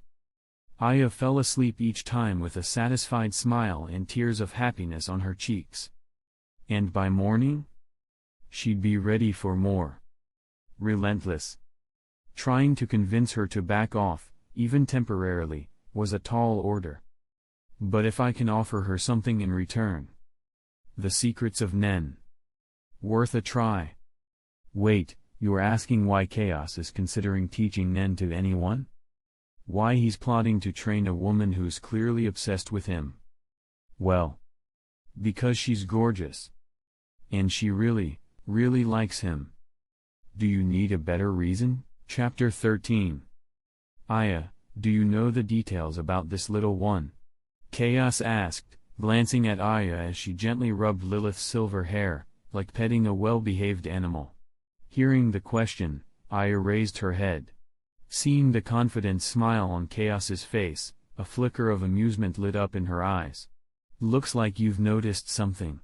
She patted Lilith's head one more time and stood up. Given what had just happened, it didn't take long for Aya to read between the lines. She understood exactly what Chaos was implying. Yes, Lilith was unusual. She still didn't know the full story, but one thing was clear, Lilith wasn't dangerous to her. That was all that mattered. Originally, Aya had only thought of Lilith as a cute, unusually shaped girl she'd picked up in the slums.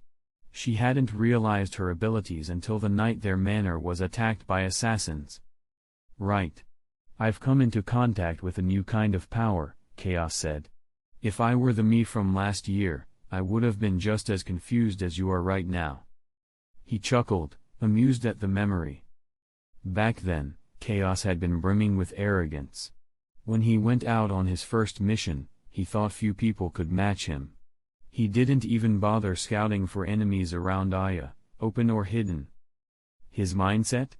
If someone comes, I'll kill them. If two come, I'll kill them both. But if he'd run into a Nen user during that mission, with that kind of overconfidence, he would have died. Instantly. Working overtime at night was one thing. But protecting the environment he was working in, that needed more attention. Now that he understood the world better, Chaos had countless preparations to make, and just as many questions. But priorities first.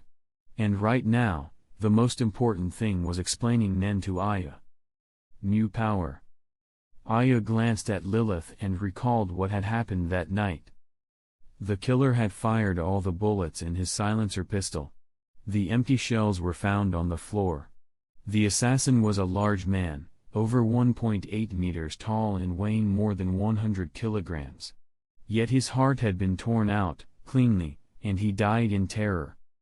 The experienced mercenary who analyzed the scene had broken out in cold sweat. He couldn't say for certain, but suspected the killer had been toyed with by something overwhelmingly faster and stronger. Someone who could dodge bullets. Someone who could tear out a man's heart with ease. At the time, no one knew who it was. The manor's defense systems had been fully active. It wasn't until Aya returned to her room and saw Lilith behaving out of character, gripping her sleeve, trembling, begging not to be abandoned, that she realized the truth. She had been baffled by how such a small girl could do such a thing.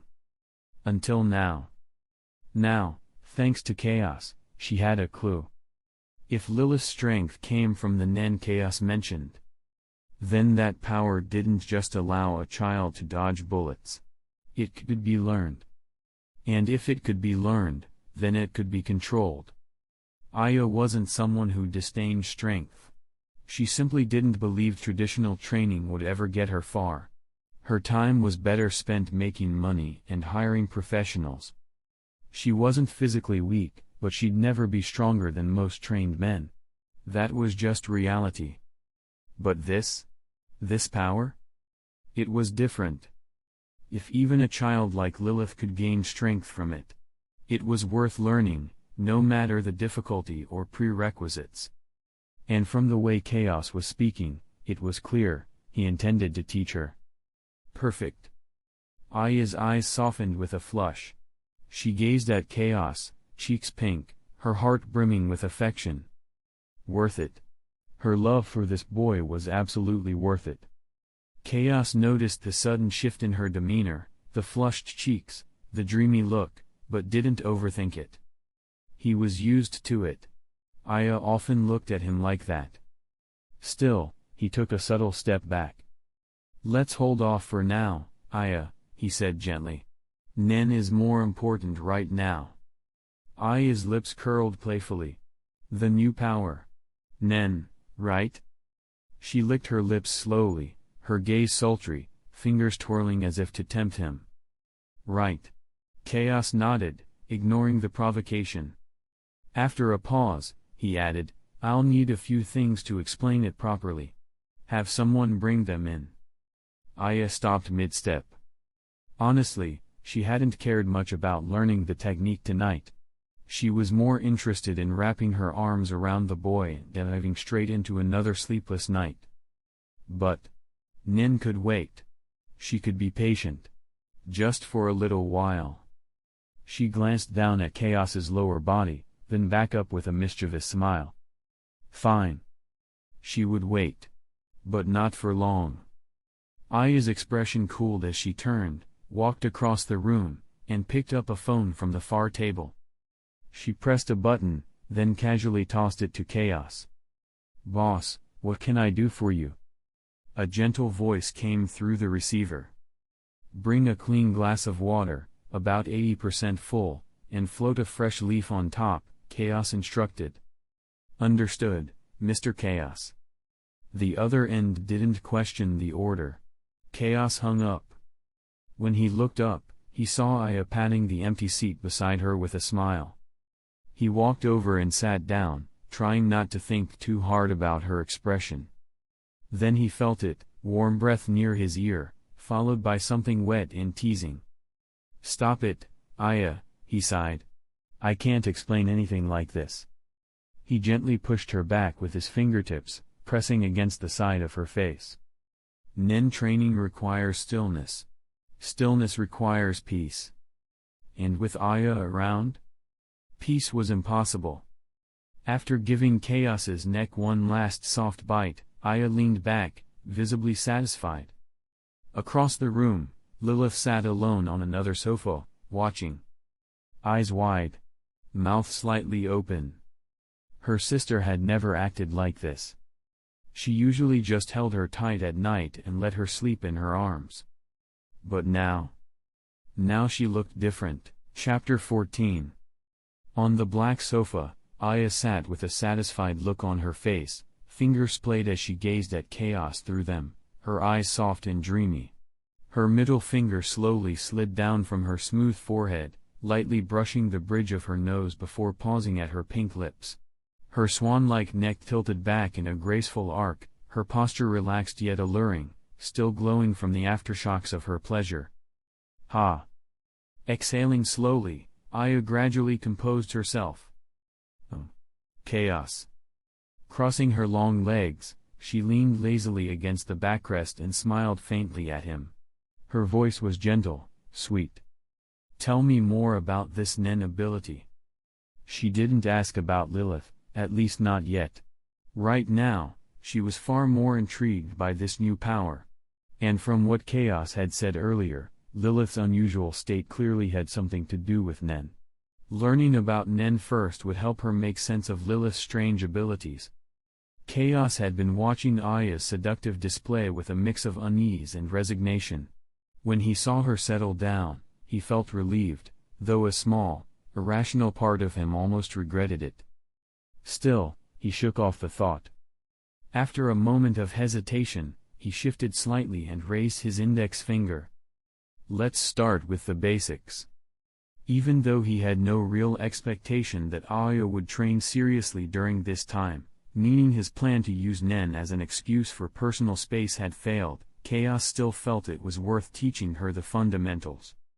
Aya rested her chin on her hand, tilted her head slightly, and waited. Aya, have you ever read fantasy novels or watched anything like that? Chaos asked, trying to explain in an accessible way. You mean like powers that defy reality? Telekinesis, superpowers, that kind of thing? Aya asked, brows raised. Exactly. People often use words like genius, superpower, immortal, or superhuman. Nen can seem like that. But it has limits. It's not some all-powerful magic like in a fantasy novel. Aya's expression turned serious. She had suspected as much, but having it confirmed was different. She didn't doubt a single word Chaos said. She knew he wouldn't exaggerate. So she listened quietly. And then, they got to the heart of it. Chaos began laying out the concepts. The flow of life energy. The methods of developing Nen. The 4 fundamental techniques. The advanced applications. The classification system. Aya absorbed everything. Chaos didn't slow his speech or repeat himself, he knew she would remember it all. Basic Nen techniques. Ten, Zetsu, Ren, Hatsu. Advanced applications. Gyo, In, En, Shu, Ken, Ko, Ryu. He delivered it all in one breath, concise and clear. It didn't take long, less than 3 minutes. He paused, debating whether to explain the concept of vows and limitations, but just then, a knock came at the door. Boss, Mr. Chaos. A soft voice drifted from the hallway. Come in, Chaos called out casually. The door creaked open and a maid stepped inside, dressed in a classic black and white uniform. She carried a silver tray bearing a cup of water, filled to 80%, and a fresh leaf floating on top, just as Chaos had requested. She placed it on the table, bowed politely to Aya, then stepped back and stood silently by. Trustworthy, then. Chaos noted Aya's lack of reaction and said nothing more. His gaze shifted to Lilith. Your name is Lilith, right? He wasn't concerned about hiding anything, not even the more arcane aspects of Nen like restrictions and oaths. For now, he wanted to explain the final core concept, the 6 categories of Nen abilities. The little beast-eared girl twitched slightly and looked over. Her cat-like eyes flitted to Aya first, then back to Chaos. Seeing Aya nod subtly, she hesitated, then nodded back, obediently. Come here. Lilith walked forward with a pouty, reluctant look. Place your hands beside the cup, and imagine something flowing out from your palms. Chaos softened his voice. He wasn't exactly fond of Lilith, but he had a natural soft spot for cute things. Aya watched curiously. Then, the water in the cup began to ripple. Tiny bubbles surfaced, then rapidly multiplied. Within a second, the water had risen and overflowed, spilling across the tray. That's enough, Lilith. Chaos gently called her back. As he expected, Lilith was special. And the sudden increase in volume confirmed it. She showed clear signs of an enhancement-type Nen user. What Chaos had just guided her through was a diagnostic technique known only to select Nen users, water divination. Here's how it works. Enhancer, water volume increases. Transmuter, water's taste changes. Conjurer, impurities appear in the water. Manipulator, the leaf moves across the surface. Emitter, water's color changes. Specialist, any effect outside these norms. Even though Chaos still couldn't see aura with his eyes, he could infer a lot through this test. Nen users categorized abilities into 6 major types not just for naming, they were a guide for how best to develop one's talent. Enhancement, emission, and transmutation types tend to produce direct combat abilities, strengthening the body, manipulating energy for attacks, or transforming aura into elements like lightning or fire. Manipulation, conjuration, and specialization cover more diverse uses: mental control, object creation, condition-based abilities, healing, and more. The key limitation is this: no one can master all types. Each person is born with an affinity for one primary category, and any attempt to use other types will be less effective. Think of it like a Nen hexagon. If your type is enhancement, then you can use transmutation and emission at 80% effectiveness. Conjuration and manipulation drop to 60%. Specialization is effectively inaccessible, 0%. The same logic applies to the other types, with specialists being the exception. Their abilities don't follow these patterns and often defy conventional logic. The classification system helps Nen users avoid wasting effort on talents they don't naturally possess, and helps them train efficiently. Chapter 15. With Lilith standing dazedly at her side, eyes wide and spinning in confusion, Chaos began explaining the basics of Nen to Aya. He didn't mind that the cat-eared girl didn't fully grasp what he was saying. He could tell she was overwhelmed, but that was to be expected. Most adults couldn't process this level of information at once, let alone a child. Turning his attention to Aya, Chaos fell silent for a moment, clearly thinking. Aya didn't interrupt. She assumed he was organizing his thoughts. Gently brushing Lilith's soft hair, she picked the girl up and placed her on the adjacent sofa. Aya. Chaos finally spoke, his expression unusually serious. He trusted Aya's clarity of mind. If anyone could understand the gravity of what he was about to say, it was her. What is it?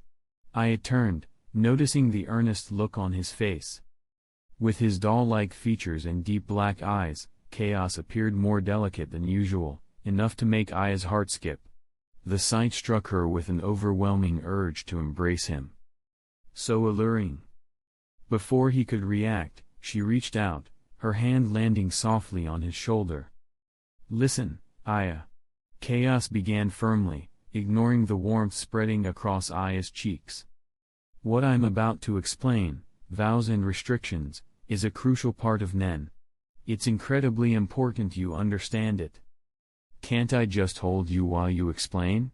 Aya's tone was dreamy, her gaze intense, lips curving with a mischievous hunger. Chaos hesitated, unsure whether she'd actually be able to focus like that, but ultimately, he relented. Fine. I'll keep going.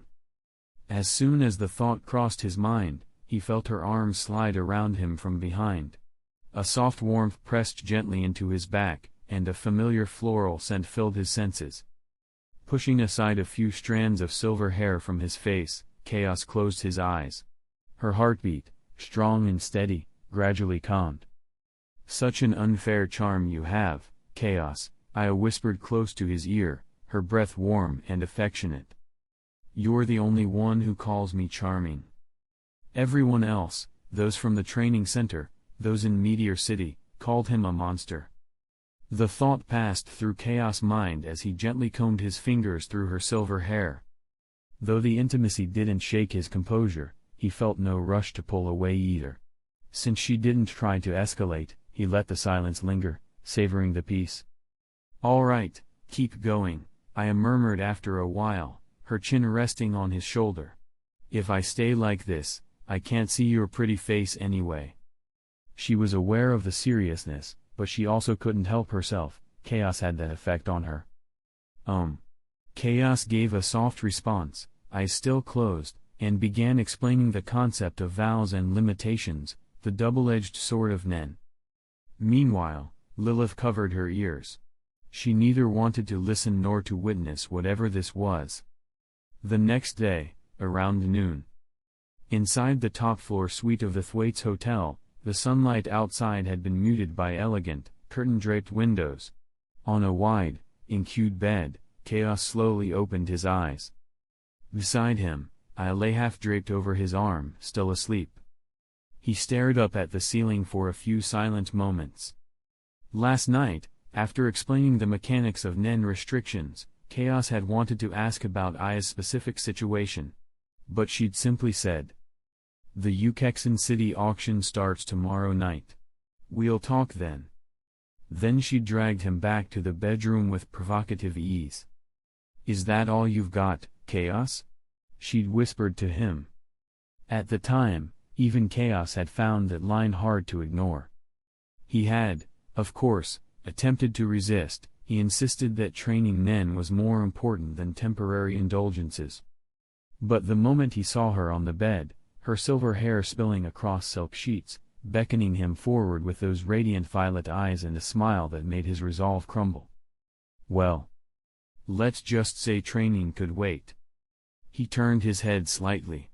Aya was awake, her purple eyes watching him, her smile soft. "Morning. MN." Before he could respond properly, she leaned in and pressed a warm kiss to his lips. He sighed inwardly. Sometimes, he truly wondered if this was a job. Or just nightly overtime in disguise. And yet, even now, she was more restrained than before. Her kiss was brief, tender, more a greeting than an invitation.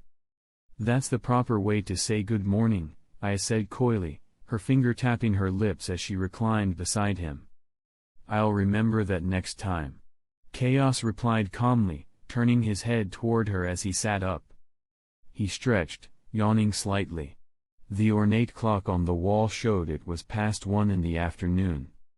There was no rush, the job officially started later tonight, but Chaos was not one to waste time. "Aya, we should talk about work now." He glanced down at her as he spoke. "Technically, that was your job," she teased, her smile playful. "No. That was a personal hobby," Chaos answered plainly. He had long suspected Aya never hired him for his combat ability. After all, he hadn't done much during their previous assignment.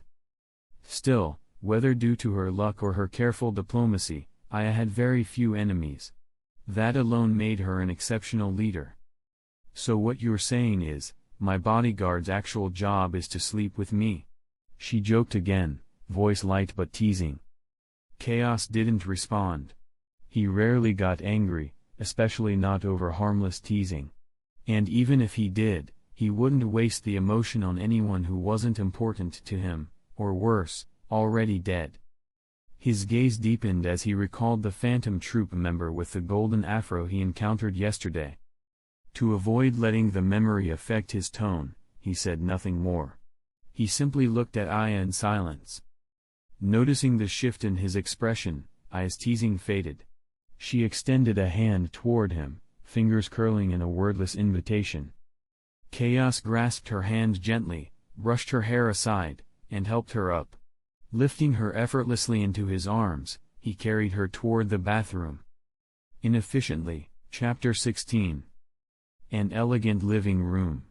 Chaos sat across from Aya and Lilith at a delicately set table adorned with an assortment of fine dishes. He held the table knife lightly, his dark eyes focused on the slice of snowy white meat laid atop a pristine porcelain plate. With a few swift flicks of his wrist, the meat was cleanly cut into dozens of uniform pieces. Then, without hesitation, he picked up his fork, pierced a piece, and placed it into his mouth with mechanical efficiency. The flavor was rich, smooth like jelly, and infused with a creamy aroma. He remembered the description from before, but gave it little thought. "It's delicious," Chaos admitted inwardly, but he didn't stop to savor.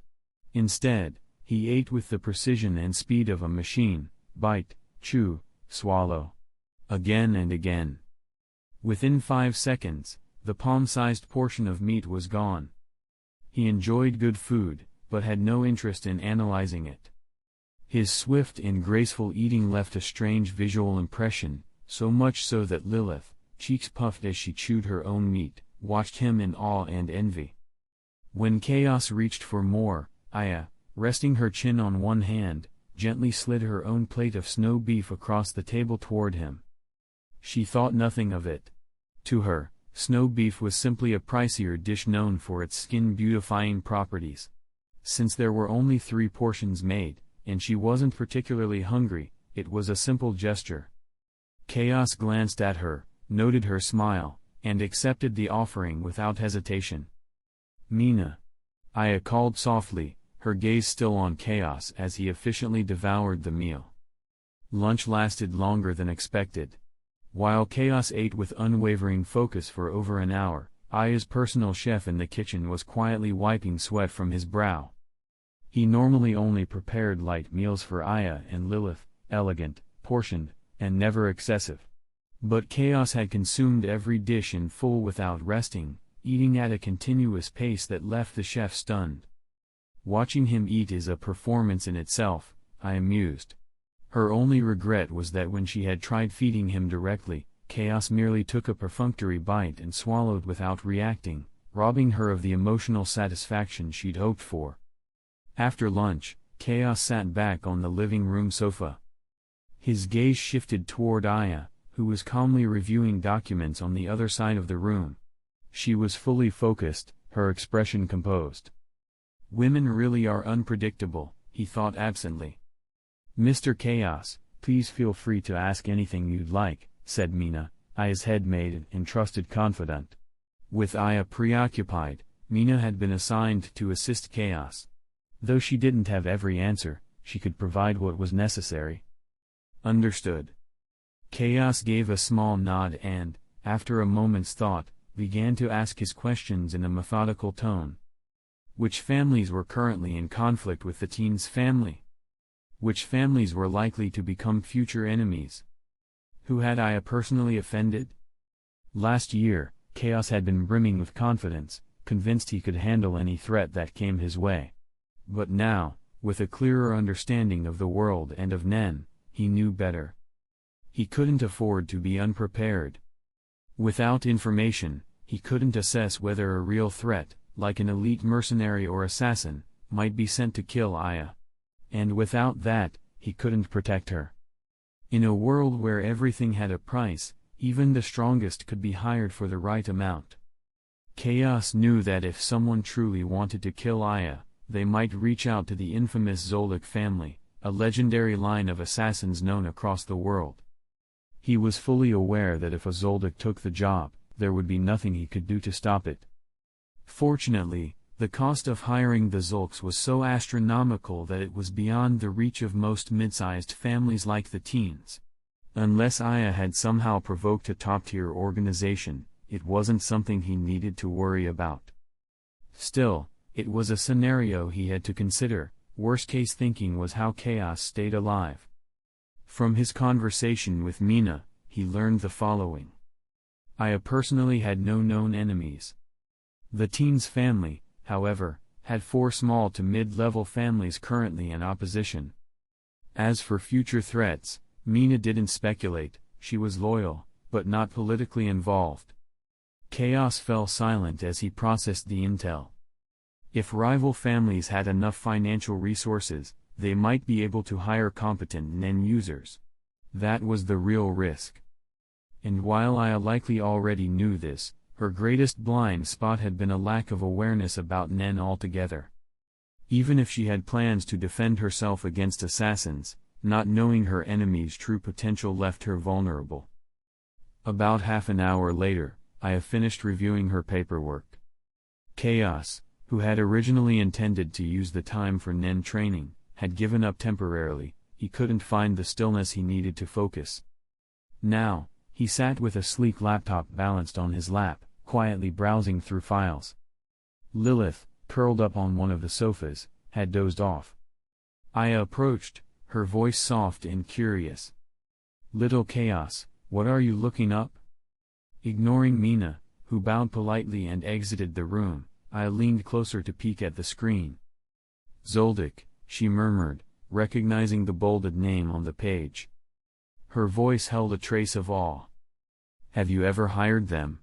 Chaos asked, detecting something unusual in her tone. "I had to sell off quite a few assets," I admitted, reaching for his hand and gently rubbing it between her palms. "But it was worth it. A short-term investment for long-term gain." Then, without warning, she lifted his hand to her lips, brushed a kiss across his knuckles, and smiled at him. "What exactly do you mean by that?" Chaos asked, arching a brow. Let her do as she pleases. But he still wanted answers. Chapter 17. "Didn't you just hear Mina? Those idiots from the 4 families." Aya set down Chaos's hand and gave a cold smile. One of them might already be dead by now. After the intensity of the previous night, she had clearly regained her composure, back to the sharp, calculating woman she usually was. Dead. Chaos snapped out of his narrow-minded assumptions. Up until now, he'd been focused solely on defending Aya from potential outside attacks, thinking as a bodyguard would, gathering intelligence and preparing for ambushes. But Aya wasn't thinking defensively. Her approach was different, aggressive, proactive. They didn't just wait for danger to strike. They struck first. Of course. The underworld was brutal, but at its core, everything revolved around interest, money, power, territory. And when your enemies pose a threat, the simplest solution is to eliminate them before they get the chance to act. After all, assassins and mercenaries didn't kill for sport, they killed for contracts. No contract, no kill. No wonder Aya didn't even consider me part of her active force from the beginning, Chaos realized. If she's taken out the enemy's leadership in advance, then unless I go sticking my head into other people's business, my mission here might actually be quiet. Still, necessary vigilance was non-negotiable. "So, not dead yet?" Chaos asked, watching her carefully. The deadline was 3 days. Today's only the 2nd. Aya's brows furrowed slightly. No news yet. Which is a problem. She was speaking more to herself than to him. Whether or not it worked, I need to prepare for the worst. Her thoughts shifted to the earlier intel, 4 rival families, spotted together at a hotel. The implication was obvious, they were conspiring. It was this very threat that had driven her to liquidate assets and hire the Zoldyck family. Last night, her thoughts had been clouded by Chaos's return. Even with the new knowledge about NEN, she had been too distracted to fully process the risk. But now that her mind was clear again, she saw the danger for what it was. They'd already walked straight into it. The alliance of those 4 families posed an existential threat. And if they pulled their resources, even the Zulks weren't out of reach. Aya, maybe it's time you explain everything, Chaos said, frowning. Her cryptic remarks had left him with more questions than answers. The intelligence he received from Mina now felt surface level. Clearly, Aya was playing a far deeper game. If multiple families are pooling resources to hire one assassin, no wonder she took such decisive action. Aya didn't know for certain whether the 4 families had the guts, or funds, to hire the Zulks. But she wasn't willing to gamble her life on the assumption that they wouldn't. To her, the money was disposable. Life was not. So she placed a counter-contract on them, kill the enemy first. It was a classic preemptive strike. The targets, 4 families, each dependent on a specific high-profit industry for survival. Fanlin Port's exotic seafood trade, notably the 1,000-turn fish and 7-color pearl clams. 2 Hailoon City families, jointly running C1 class banned narcotics. All of these industries could easily become teens-controlled territory with proper follow-up, which meant Aya could recoup her investment and eliminate her enemies at the same time. A year ago, after fully securing control of the gambling city of Sterling, the teens' family naturally began expanding. But now that they had a foothold in these new regions, their interests directly clashed with these 4 families, creating irreconcilable conflict. Aya had the patience to win through negotiation. She wasn't afraid of slow takeovers. But when people resorted to violence, or assassins, all bets were off. Even the dumbest thugs could figure out the value of hiring a killer. And Aya had no illusions that her enemies were incapable of choosing that route. So she took matters into her own hands. Her logic had 2 core pillars. Life insurance. If the Zulks are hired, they will cancel the job if the employer dies. This was a known rule, even published publicly. In the absurdity of their hyper-professional world, even the Zoldyck family had official policies, online consultations, and contract conditions. Future profits. If the employers died, she could seize their industries and assets, offsetting any losses. In that sense, this was both a defense strategy and a business opportunity. That's why she told Chaos, it was worth it. But now, with Nen thrown into the equation, the calculation had changed. Before, she'd assumed that even if the Zulks weren't involved, Lilith would be enough to protect her. After all, Lilith had instinctively dodged bullets and crushed the heart of a full-grown man without even knowing how. With her enhanced senses and raw strength, Lilith seemed more than capable as a last resort.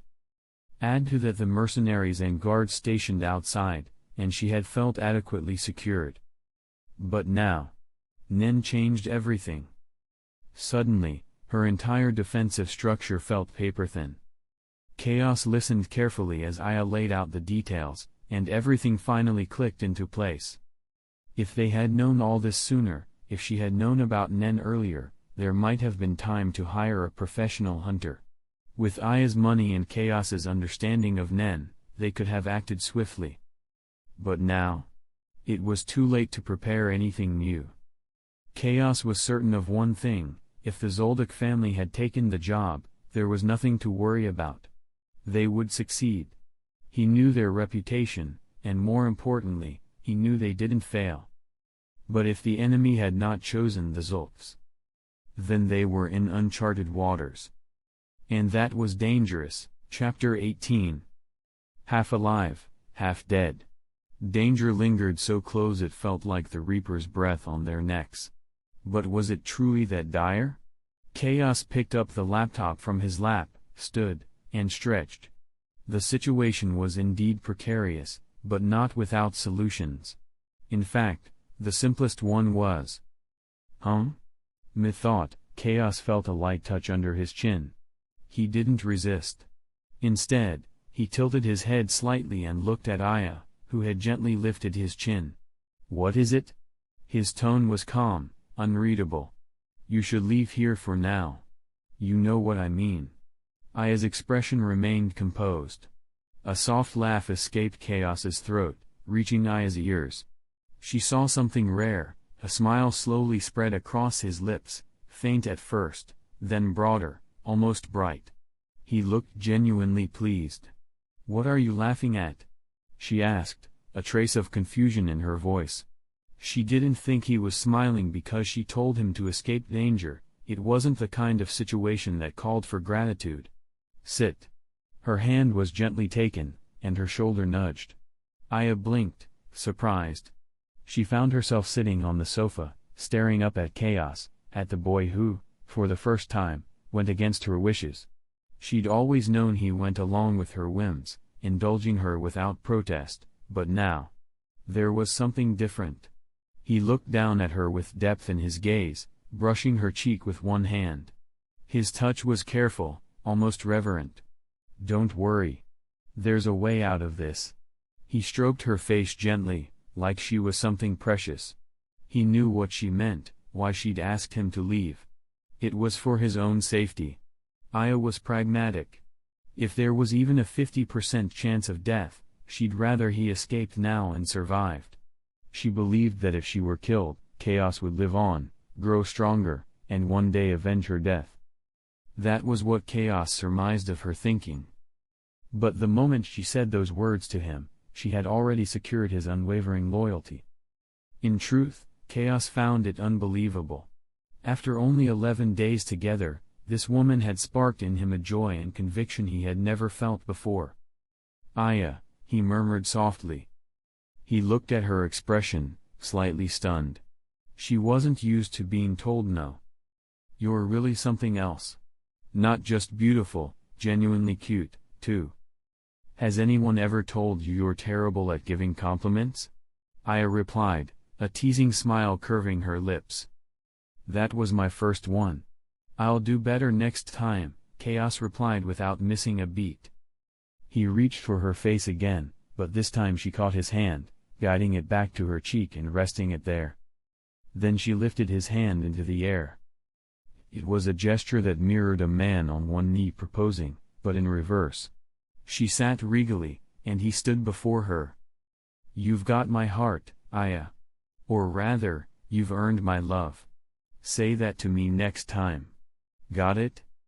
Aya chuckled softly. She didn't even ask what his plan was. She had full faith in the boy in front of her. Chaos didn't reply.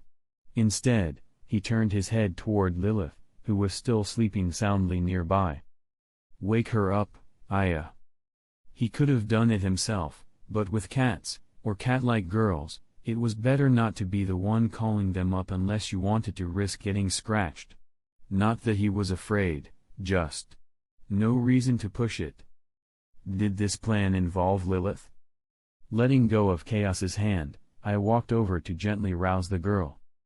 Chaos had considered multiple ways to escape this situation. The easiest would have been to request help from Meteor Street and wait for reinforcements, likely a Nen user, to arrive within 2 days. But there was no guarantee they had 2 days. If the enemies had already hired an assassin, the attack could come any time. Betting everything on timing was too dangerous. The Zoldyck family had taken care of half the threat. Assuming the enemy hired them, the danger would vanish as soon as the employer died. The Zoldycks never failed and always honored contracts.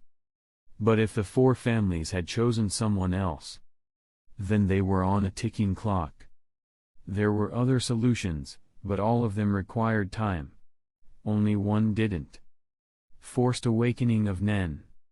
Lilith, a naturally gifted Nen user, could potentially trigger Chaos's Nen through initiation by force. And Chaos, whose physical conditioning and mental resilience far exceeded the average, was confident he could endure it. This wasn't the decision he took lightly. His original goal was to awaken Nen through traditional training. That was who he was, disciplined, methodical. But the circumstances had changed. He wasn't stubborn. He adapted. Nen battles weren't won through raw power alone. They involved strategy, experience, technique, even environment. But right now, none of that mattered. What mattered was survival, and becoming a Nen user was the first step. From the beginning, Chaos never had any intention of leaving. He didn't want to be the kind of person who fled when things got hard.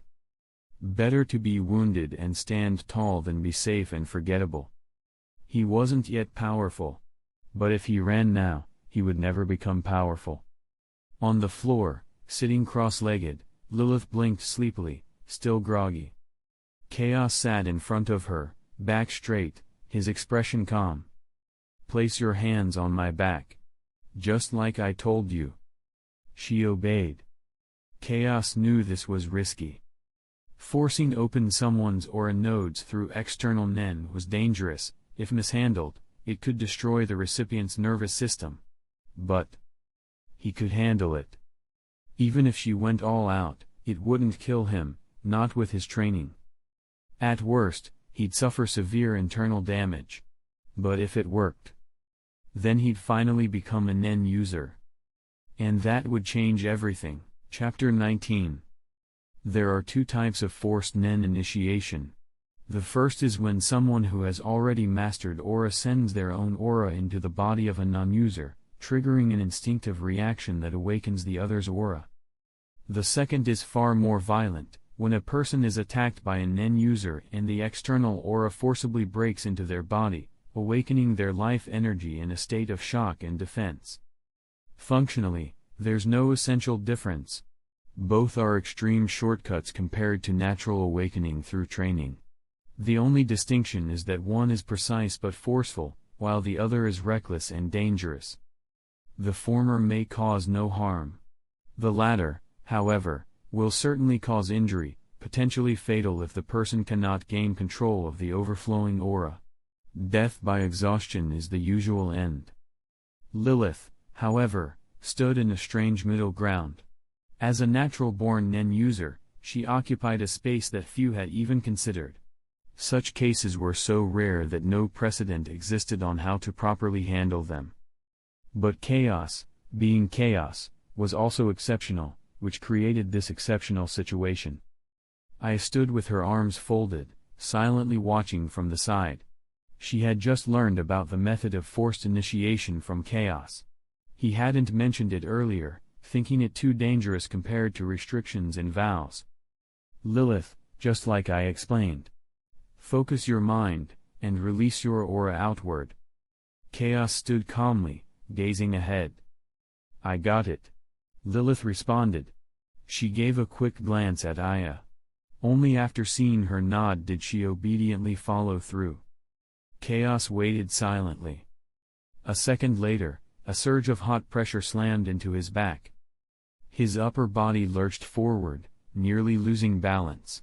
But Chaos gritted his teeth and dug his palms into the ground. Pain surged through him. It wasn't just physical, his entire body felt like it was swelling from within, as if too much energy was bursting out all at once. But Chaos wasn't focused on the pain. He looked down at his hand, planted on the floor, and saw white mist rising faintly from it. "It's aura. I can see it." Blood trickled from the corner of his mouth, but Chaos smiled. Slowly, his grin widened into something radiant. Behind him, Lilith's expression shifted.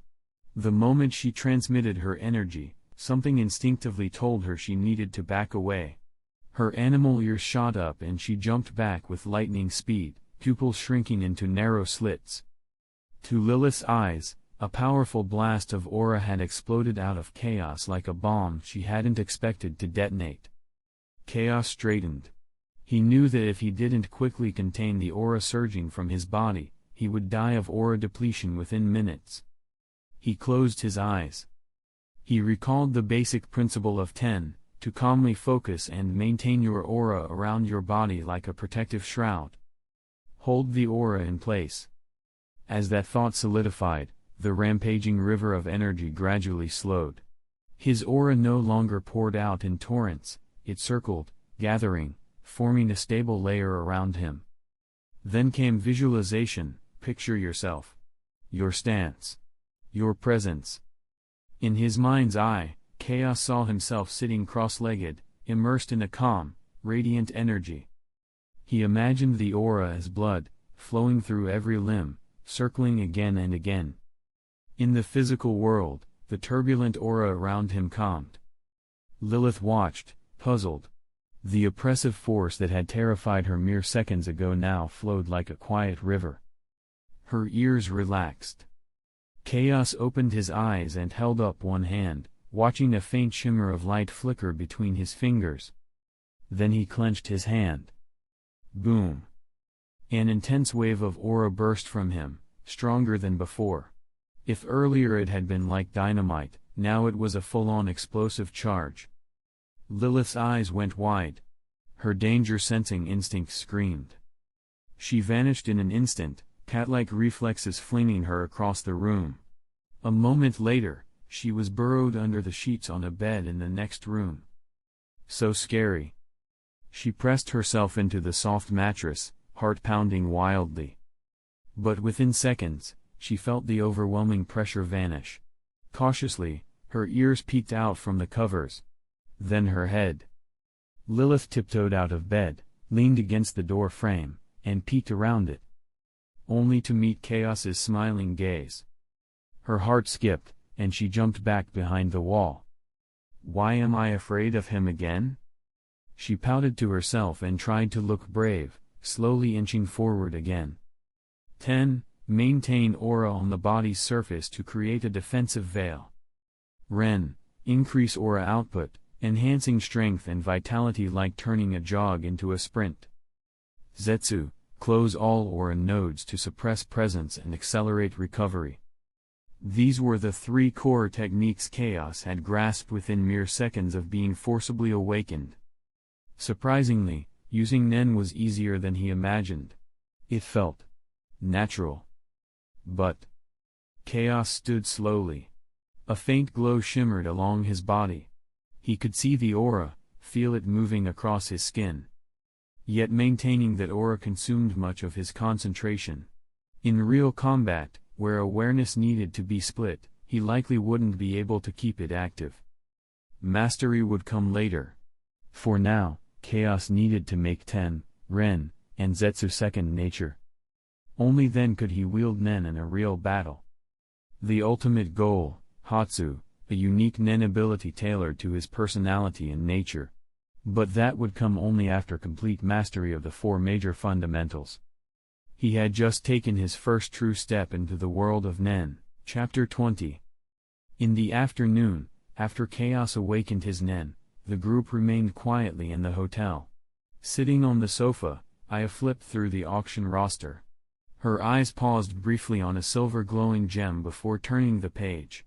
Auction item number 1 was clearly not for her. If she had liked gems, she wouldn't have come to Ukexen City. The real reason was tied to the underworld. This city was a vortex of hidden dangers. The assassin had been an unexpected development. If she'd known in advance, she wouldn't have risked coming. However, if she hadn't come to Ukexen, she wouldn't have uncovered the conspiracy against her. Remaining ignorant would have meant certain death. Now, at least, there was a fighting chance.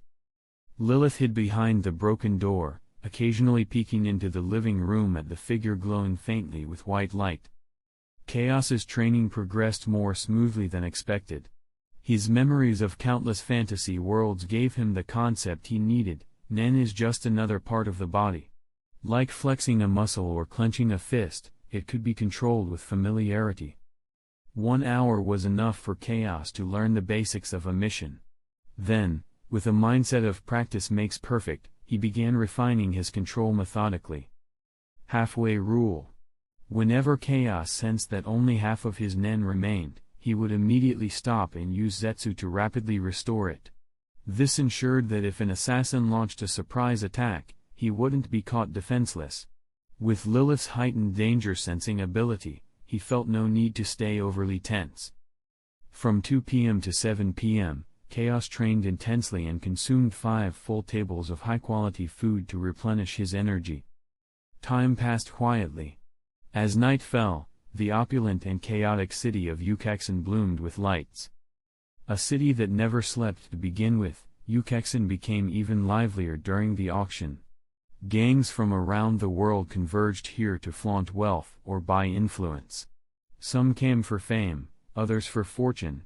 Weapons, rare gems, delicacies, antiques, even rare game cartridges, nothing was off the table. On this particular night, many gathered for their own ends, some to collect, others to compete, some to observe, and a few for blood.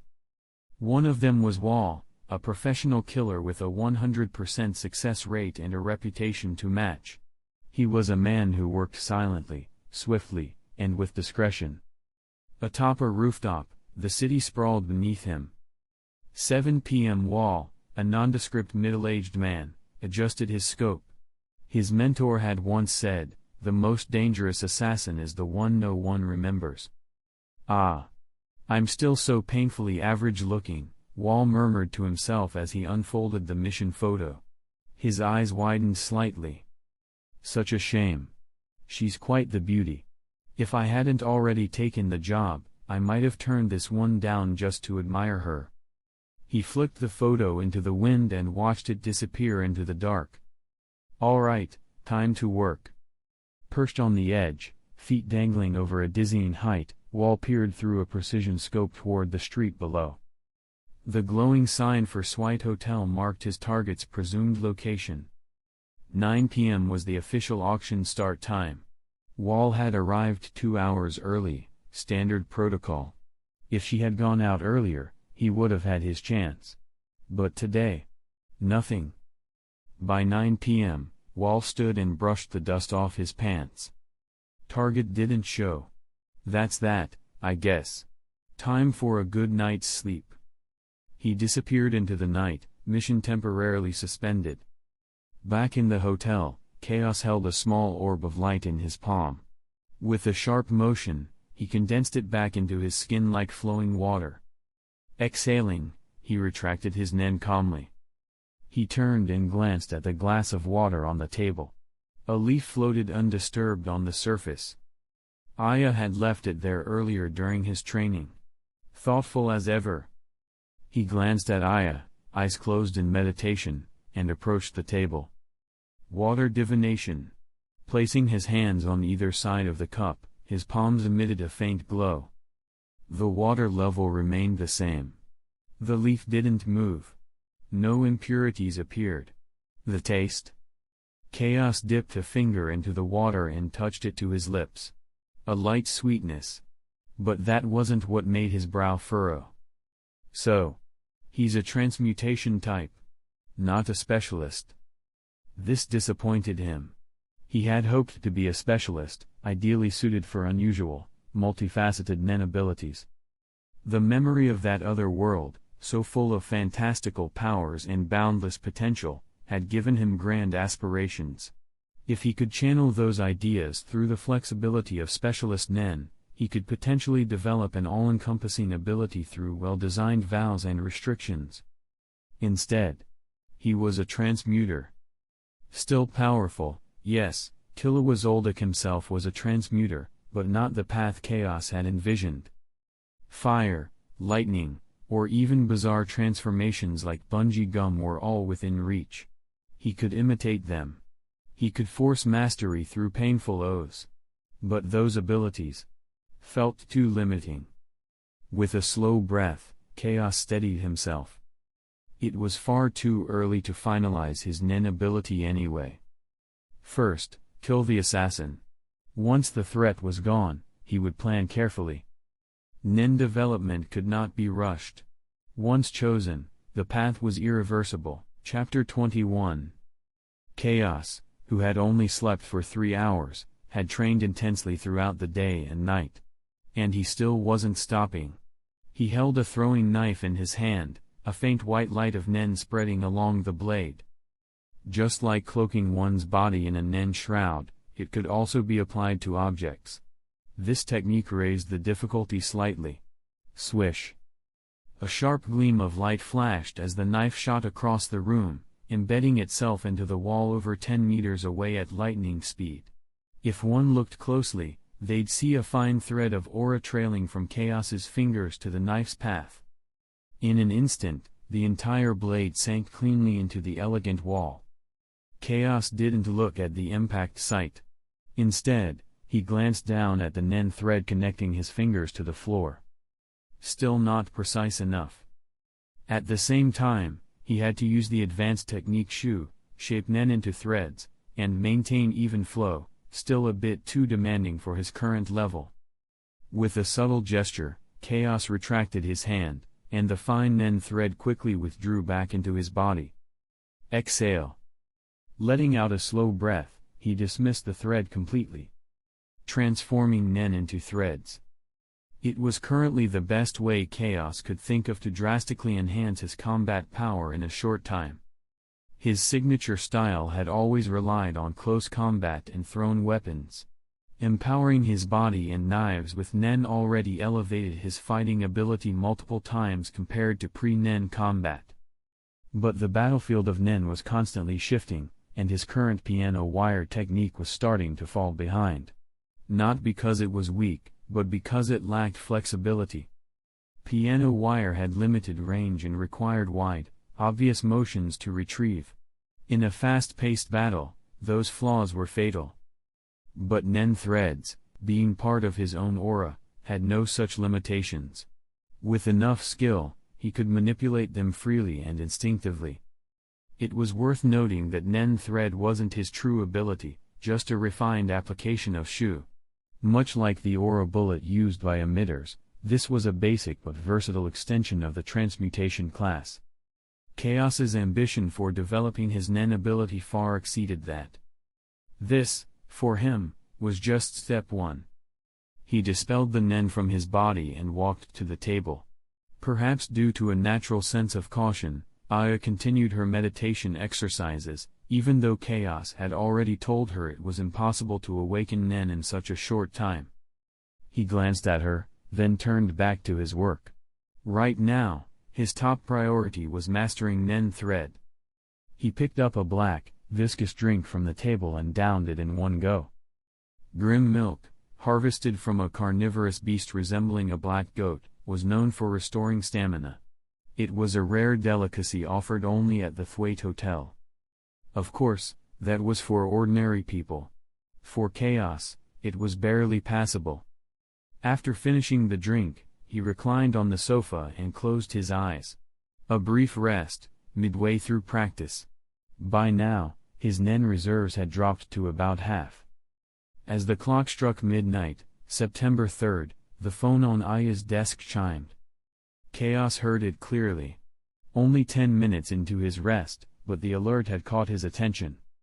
Normally, he wouldn't look through someone else's private messages, but today was the deadline Aya had set for the assassination mission. And she hadn't told him if it was completed. Knowing her, she wouldn't stay quiet if it had failed. Which meant Chaos stood, walked to the table, and picked up the phone. The screen wasn't locked. He opened the message. There were 3 photos, 2 old men and 1 middle-aged man. 3 heads. The text below. Target eliminated. Mission complete. Deposit refunded. Use code '' for 50% off next time. You're welcome. Chaos stared at the message in silence. Fan. If he'd seen that name a year ago, he would have assumed it was just another hitman alias. But now, he had a pretty good idea who it was. And if he was right, the mission's success might have hinged on luck. The best guess. He glanced at the time. No hesitation, he typed a new message into the phone. Kill the last one as fast as possible. Deposit and full fee still stand. I'll transfer the deposit now. The city lights drowned out the stars. In front of a hotel's floor-to-ceiling window, a tall, slim young man stood facing the glass. His long, black hair stirred in the wind. He wore a red short-sleeved shirt, a black striped vest, and round nail heads on his fingertips. A message lit up his phone just as he was about to make a call. His eyes flicked across the screen. His expression stayed calm, his refined face unreadable. He tapped out a reply. Deposit is 500 million. Deadline is 3 days. Once the job is confirmed complete, we'll receive the remaining 4.5 billion. A moment later, the payment confirmation came through. What a pain. I was just about to call Dad and ask where Killua is. He pocketed the phone, muttering, then turned and walked out of the hotel. I saved nearly 40 billion on that mission, I muttered in the reception room, frowning slightly after Chaos woke her and asked for payment. But honestly, I would have rather spent it. It costs 50 billion to kill 4 people. Chaos blinked, a bit stunned. He had taken this job for 10 million. Sure, 10 million was enough to sustain an average family for several years.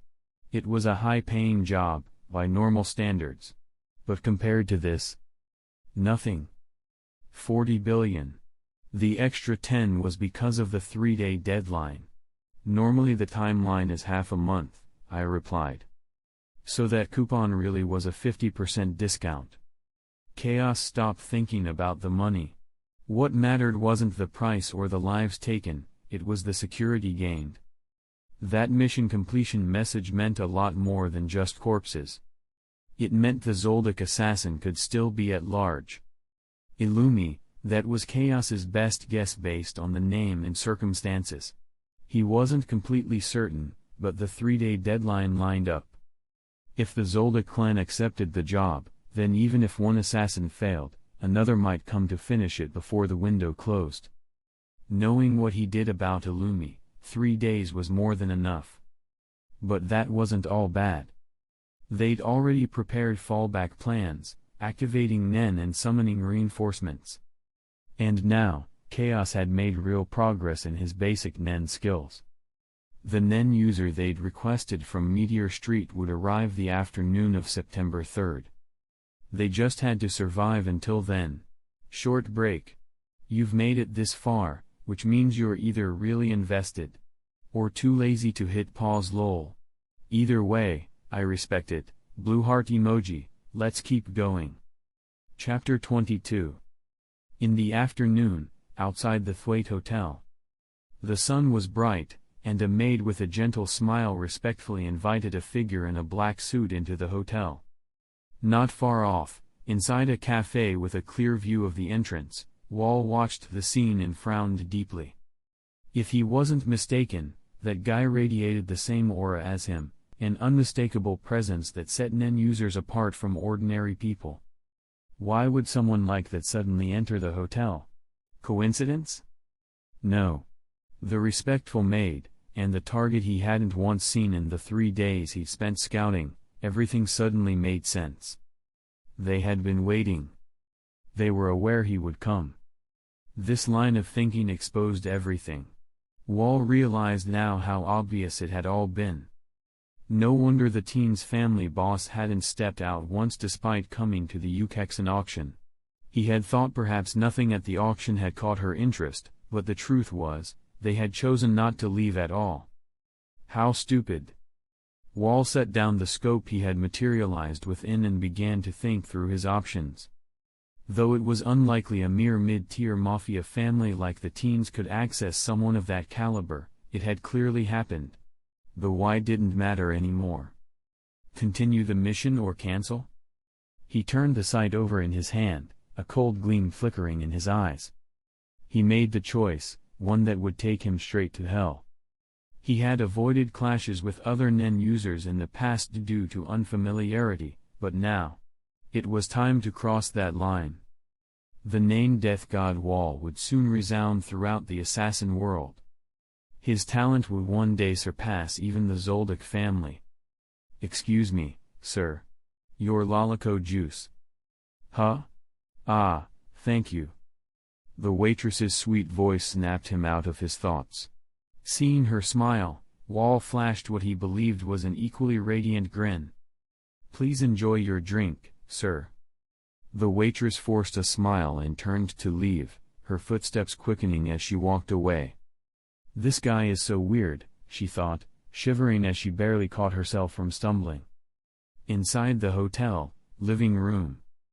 The door opened, and Mina entered with a burly man whose square jaw and shadowed face gave him an intimidating presence. "Mr. Gliss, thank you for coming all this way," she said politely. Hearing the voice, Chaos stood from the sofa and walked over with a smile. Gliss was the NEN user sent by Meteor Street at Chaos's request. Though Chaos had never met him back then, I had been briefed. "Chaos, where's your employer?" Gliss asked directly. It was clear he didn't care for pleasantries. "She's resting. The recent threat has left her mentally exhausted," Chaos replied smoothly, though it was a lie. The truth? Aya knew she couldn't risk offending Gliss. Her prideful personality didn't mesh well with strangers, especially ones like him. So, she opted to stay away for now. As the employer, she had every right. "Is that so?" Gliss responded, unfazed. "You tell me what to do, I'll do it. That's all." He didn't need explanations. He didn't pretend to be clever either. Probably a reinforcement type. Chaos guessed privately. Simple, straightforward thinking. It matched with his own experience as a transmutation type, manipulative, calculating, prone to misdirection. "Then I'll be direct. Aya has entrusted me with full authority. As a fellow from Meteor Street, can I count on your cooperation?" "No problem. Just tell me what to do." Exactly as Chaos expected. What mattered more was that Gliss, despite his simple demeanor, was a trusted confidant of Gepet. That loyalty made him all the more reliable. "Our top priority is protecting the employer. That's ongoing. Now, for the second." Chaos paused before continuing. "Elder Gepet once promised I'd be taught NEN when the time came. Now that I've awakened it, I'm unfamiliar with how to use it effectively. Can you teach me?" He added carefully, "Of course, if it's inconvenient, I understand. I know how taboo certain techniques can be." Gliss slapped a hand on Chaos's shoulder. "Of course it's convenient." Chaos's poker-faced surprise was well-timed. "Thank you." He was probing, naturally. He knew that showing too much proficiency too fast could spark suspicion. So he held back. Meteor Street NEN users were formidable, but not necessarily elite like the Phantom Troop or the Ten Dawn's personal guards. If Gliss's skill level represented the upper bounds of what the enemy might afford, it was a valuable reference. The logic was simple: estimate Gliss's power, and gauge the probable strength of the hired assassin. Chaos's thoughts raced, but outwardly, he remained calm. "I once fought one of the Elder's guards. He was like this." He deliberately activated 10 with delay. A weak glow formed around him. Gliss raised a brow. The timeline didn't match.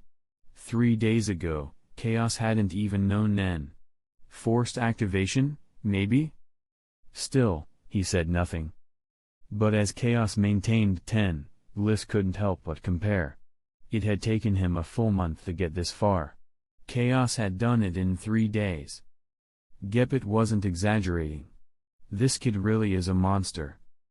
And just as Gliss was marveling, Chaos added, "I felt like my opponent was about to explode." "Ah, you mean aura release? Got it." Gliss grinned. "It's too early for you, but I'll show you." "Yes, please." Chaos stepped back in anticipation. "Here's my advice," Gliss said, eyes sharpening. "In the early stages, this helps you understand." Suddenly, a freezing pressure filled the room. Murderous intent. Channel the will to kill, and your aura will respond. Boom.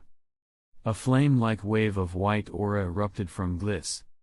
Even a normal 10 user would have buckled under it. But Chaos stood his ground. His 10 wrapped around him, smooth and uninterrupted. Gliss was stunned. "He's not even reacting?" Chaos narrowed his eyes. "So that's your max output training." Before Gliss could respond, boom. An even greater aura burst forth from Chaos. Crackling, focused, deadly. Gliss's pupils shrank. He took a half step back, a cold sweat trickling down his spine. What the hell is this kid? Chapter 23. What is going on?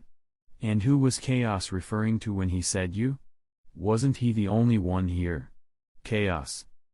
After swallowing dryly, Gliss managed to speak, albeit stiffly. Can I?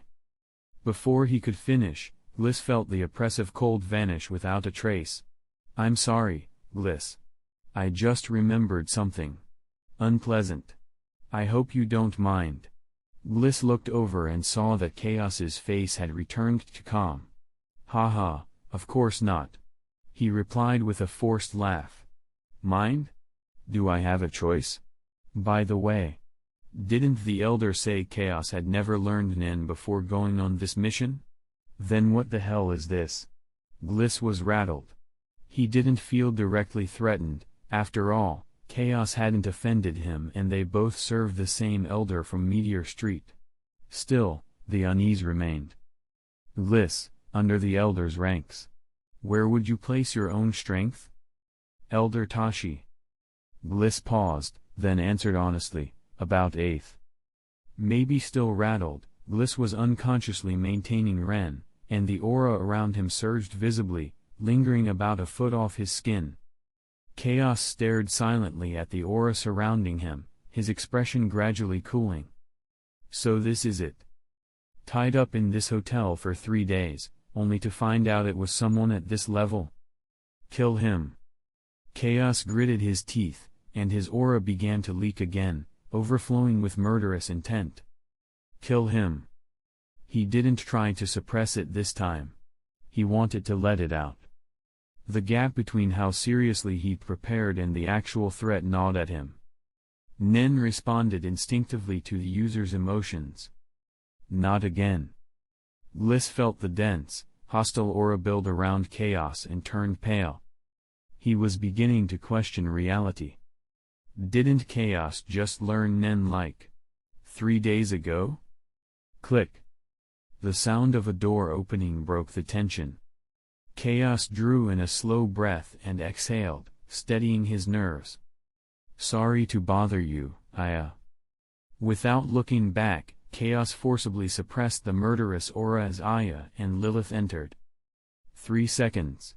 That's how long it took for Aya and the smaller girl, still clinging to Aya's sleeve, to reach the middle of the room. That's also how long it took Chaos to push the last of the emotion down. Gliss exhaled in relief. Thank God Chaos is a professional. At least he doesn't lose control around his employer. He didn't understand what had set Chaos off, but he was glad the damage stopped there. Jobs like theirs paid well, but they came with a lot of unspoken rules. Chief among them. You risk your life for the employer. That's the bare minimum. Failing that? Your career's over. No one hires a bodyguard whose client ended up dead. So they learn to handle the stress. And to accommodate the client's quirks, no matter how weird. Even so, Chaos is unstable right now. He needs a warning. Are you the employer? Gliss stepped in front of Chaos and Aya. Sorry, but Chaos is a bit out of sorts. I'll take him aside for a quick lesson. Lesson, huh? Gliss added silently in his mind, more like giving myself a chance to calm him down before he snaps again. Aya frowned, about to speak. Move. Chaos's voice was flat, but carried weight. After a beat, Gliss stepped aside. Aya, let's go to the auction tonight, Chaos said, turning to her with a smile. All right. She answered without hesitation. And no need to put on an act for me, Chaos. Aya wrapped her arms gently around the boy like cradling a child, fingers threading through his hair. I know you. Chaos's smile faded instantly. Even in his older sister's warm embrace, his expression remained cold. A flicker of chill ran through his eyes. So good. Aya cooed, stroking his hair without a care in the world. Are you two even normal? Gliss blinked in stunned disbelief at the scene before him. Night. 7 p.m. To recover from the intense training of the past few days, Chaos had napped for the entire afternoon. Thanks to Lilith and Gliss, he'd finally cleared his mind of unnecessary worries. His body and Nen were now in optimal condition. He understood his own strength now. He could easily kill someone like Gliss, who relied solely on raw aura to enhance physical ability. Put simply, Chaos had become a combat monster with solid fundamentals and a flexible Nen-based ability. In fact, after a night and a half of non-stop practice, he had fully grasped the use of Nen threads. He could now maintain Nen output during combat without sudden loss of flow. Ten, Zetsu, Ren, and Hatsu could all be activated instantly. Gyo and In took about half a second. Ken varied, depending on focus, from 0.6 to 7 seconds. Shu, En, and In weren't reliable in combat yet, either because they didn't boost power directly or because he hadn't mastered them well enough. With his arms outstretched, letting Aya fasten his shirt for him, Chaos silently reviewed what he'd learned so far. All done. Let's go, Aya said brightly, tugging his sleeve. Might be inconvenient later, Chaos said, gently slipping his hand free. You're right. Aya brushed a strand of hair behind her ear, understanding what he meant. An assassin could be out there. Let's go, Chaos said quietly, stepping out with her. If it was a Zoldyck assassin, a month of training wouldn't save him. If an enemy could break into the hotel despite all the precautions, then not showing up now wouldn't help either. But the fact that the killer hadn't acted yet likely meant they weren't a close-range fighter, or maybe hadn't arrived at all. Either way, Chaos knew his place now. He was ready. Come out. Even if your bodyguard suspects there's an assassin watching, he'll still bring you out for air if he's confident enough. That's the moment I've been waiting for. From the rooftop of the same hotel where he'd started his surveillance, Wall stared through his conjured scope at the entrance below. Chapter 24. September 3rd, 7:13 p.m. A man in a suit with bulging cheek muscles stepped out of the Thwaite Hotel. From the rooftop of a hotel about 600 meters away, Wall watched the scene unfold. Will he come out? The assassin. No matter what, it's never wrong to be prepared. Even if the target knew someone had hired an assassin to eliminate them, they wouldn't know his identity, because Wall had never leaked it. In other words, all the target could do was prepare for a general threat. There are too many variables. They can't just guess he's a sniper and tailor their defense accordingly. If someone steps out and they don't get what they want, then Wall would simply retreat. Thoughts racing, Wall narrowed his eyes and committed. A shimmer of Nen flared beneath his scope, and in an instant, a fully black gun appeared, its barrel as long as an adult's arm. With practiced ease, Wall held the massive sniper rifle. Dream Gun, a materialization-type ability centered on precision and accuracy. The bullet travels in a straight line from the scope's crosshairs until its energy depletes. Power and velocity are determined by the amount of Nen infused. Instant shot, 1 kilometer per second, capable of crushing a human skull.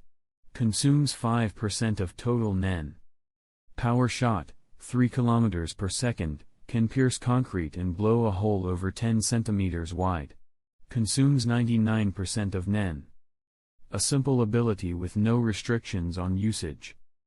Gliss stepped outside, unaware a scope had just been aimed at his head. Under the right circumstances, Wall's ability could be incredibly effective. Right now, if Wall truly intended to assassinate Gliss, he could likely do it in one strike. Even if he lost in direct combat afterward, this first shot would remain a threat. That's the nature of Nen. Environment, timing, location, and dozens of other factors can shape the outcome. It's not simply about having more Nen. If Nen quantity alone dictated battles, then everyone could just train endlessly and compare energy levels. Which is why ability development exists in the first place. That said, A solid foundation is still vital. This was Wall's current situation.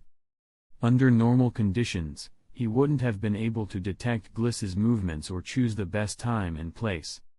In a way, this situation served as a form of restriction and vow, a temporary, circumstantial one. Timing, location, and personnel, all aligning perfectly. Wall's target wasn't Gliss, so he didn't focus on him. A small figure stood off to the side, her silver, animal-like ears twitching. "Big brother, rooftop, upper left," Lilith said nervously through the earpiece. Chaos, still in the hotel lobby, paused mid-step, then launched to the left with a burst of explosive nen. Damn. Chaos clenched his jaw. He'd suspected for days that the killer might be a long-range attacker, but that was only speculation. There could have been other reasons for the assassin's delay. Maybe they hadn't taken action yet. Maybe they were still watching. There were too many possibilities. He hadn't sent anyone to scout for snipers, hadn't mapped out the surrounding rooftops. He hadn't even familiarized himself with the layout. The earpiece and Lilith's nen-based danger sense, like a 100% accurate premonition, were his only basic precautions. Letting Lilith go out first had been a subconscious decision. He never expected someone to be watching from outside the hotel. Shaking the thoughts from his mind, Chaos's gaze hardened. He could not let that sniper escape. Bang! Glass shattered from a window on the left side of the lobby. Shrieks rang out as Chaos swept the room. Aya frowned, standing still. Recognizing the danger, she made no move to step outside. At the door. "Little one, stay here and buy time for Chaos. Don't worry, the employer isn't far behind. She'll react soon," Gliss said. He didn't step out. Doing so would have only put more distance between himself and Aya, reducing his reaction time. His priority was to protect her. Staying near the entrance also served to confuse the killer for a moment, enough to buy a little more time. Calling out to Lilith was just a precaution to prevent her from charging out recklessly and exposing herself. Meanwhile, Chaos burst from the hotel into the street. Upper left. Condensation. Focusing Nen in his eyes, Chaos activated the basic technique. It enhanced vision and was often used to break through stealth abilities. If this truly was a long-range Nen user, they'd be stationed somewhere with a clear vantage point. Chaos scanned the skyline, narrowing his eyes. It wasn't on the tallest building. Not the second tallest either. There. Standing out in the open, no attempt to hide. "Found you." The moment he spotted the figure on the third tallest rooftop, Chaos didn't hesitate. A massive burst of Nen exploded beneath his feet as he launched himself like an arrow. He knew protecting Aya was his top priority, and Gliss likely shared the same mindset. That meant Gliss would soon realize something was wrong. Just as Chaos expected, Wall, who had been monitoring the hotel entrance, sensed something off. Why did Gliss stop moving? He's been standing still for 2 seconds. Something's wrong. In those 2 seconds, Chaos had already closed nearly 100 meters of distance. Wall's instincts screamed. Chaos knew the assassin would notice before he got too close. The building's height gave the enemy a massive visual advantage. He had to act quickly. Even if he couldn't close in before being noticed, he needed line of sight. It was critical to avoid being ambushed by unknown abilities, and to track his target if they escaped. 10 seconds later, Chaos reached a spot not far from the building. With a concentrated burst of Nen, he leapt 10 meters into the air. Mid-fall, SHHHK. A throwing knife flew from his hand and embedded itself in a wall. Connected to it was a Nen thread. Chaos retracted the thread and launched himself upward. The pull of the thread yanked him diagonally toward the wall. He planted his foot, adjusted midair, and launched again. The embedded knife retracted as he surged upward. Another toss, another leap. Again and again, Chaos used a combination of Nen thread and throwing knives to launch himself higher, scaling the building in rapid succession. Finally, he landed steadily on the rooftop. But Wall was already gone. The young man stood still, silent. Chapter 25. Hundreds of meters above the ground, the wind howled as a boy stood quietly, his black hair whipping in the air. Slowly, he closed his eyes. Did that mean he had given up? The distance was about 600 meters. When Chaos was halfway there, the target had already noticed and decisively fled. It had taken Chaos 5 seconds to cover about 300 meters. In other words, by the time he reached the base of the hotel, the target had already been gone for 5 seconds, and it took nearly another 8 seconds to ascend. In just over 10 seconds, even a cautious person could easily escape, let alone a Nen user. Under such uncertain conditions, it would seem natural to give up the chase. But Chaos's actions made it clear, that wasn't the case. If he had given up, his nature wouldn't allow for such a composed, serene expression. He would have been visibly frustrated, likely venting the frustration boiling in his heart, that fierce, ever-burning desire to kill. He stood silently, eyes shut, clothes rustling in the wind. 1 second passed. Then 2. His brow furrowed slightly as if he had come to a decision. Suddenly, white Nen surged from his body, an explosive force bursting out like sunlight, scattering in countless particles that radiated outward in all directions. In the blink of an eye, those particles blanketed the towering hotel below. Found you. Chaos opened his eyes. Cold light brewed in his pupils, a low whisper escaping his lips as murderous intent surged. Bang! A dark figure flashed. The rooftop door burst open. In a split second, the rooftop was empty. The technique Chaos had just unleashed. N. An advanced combination of Ten and Ren, N expands the user's aura in a wide radius to detect movement and presence within it. Mastering it requires considerable strength, precision, and willpower. Chaos hadn't known this technique just seconds earlier. So how did he suddenly use it? Realistically, even someone as prodigious as Chaos would need days of focused effort to learn N. And even then, an amateur would be limited to a few dozen meters at best. Among current world-class masters, the largest known range is about 300 meters in radius. But Chaos had already exceeded that. The N he unleashed covered an estimated 500-meter radius, enough to cloak the entire hotel. And that wasn't even his true limit. Why was he able to pull this off? One reason: strict self-imposed vows and restrictions. Nen only reaches its most fearsome potential through constraints. Oaths and restrictions, by limiting a user's own conditions and betting on those limits, allow the user to exchange safety and flexibility for massive, sometimes unnatural boosts in power. Oaths are inherently dangerous. Only someone with exceptional talent can reap their full benefits. Without the right instincts or mindset, imposing restrictions only yields mediocrity. But Chaos had talent. And after learning of the assassin's existence and being forced into this lethal waiting game, he found himself furious, unwilling to accept that his opponent was just some second-rate sniper. He needed to act decisively. And so, he invoked his first true Nen ability. Hunting Field. A transformation-type ability that disperses Chaos's Nen as particles, carrying his supernaturally sharp intuition and perception into his N radius. The moment someone responds to his Nen, he instantly detects their location and emotional state. Essentially, this is a high-efficiency version of N, refined by his natural talent and honed through vows. Restrictions. He can only sense living beings that react to his Nen. He cannot detect terrain, objects, or direct attacks. When he senses another's location, they also sense his presence, consuming more Nen than standard N, though the cost lowers with proficiency. 33rd floor. Wall walked down the hallway, a grim expression on his face. The sunlight from the golden lamps illuminated everything around him, but it couldn't dispel the chill that pierced his spine.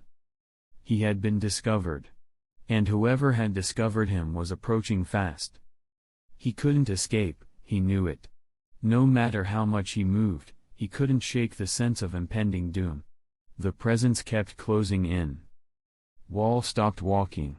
He didn't summon his dream gun, an instantaneous shot like that might kill a civilian, but to an end-user of equal skill, it would at best cause minor injury. And at this range, he'd be dead the moment he pulled the trigger. Instead, he focused his Nen. The air around him shimmered as he activated Ken, flooding his body with aura to strengthen both attack and defense. He stood at the ready. And then, chaos rounded the corner. The black-haired boy stared at him with icy calm. Murderous intent radiated from his eyes like pressure in a storm. "Found you at last," Chaos said softly. In the next instant, an overwhelming wave of killing intent surged forward like a tsunami, crashing toward Wall,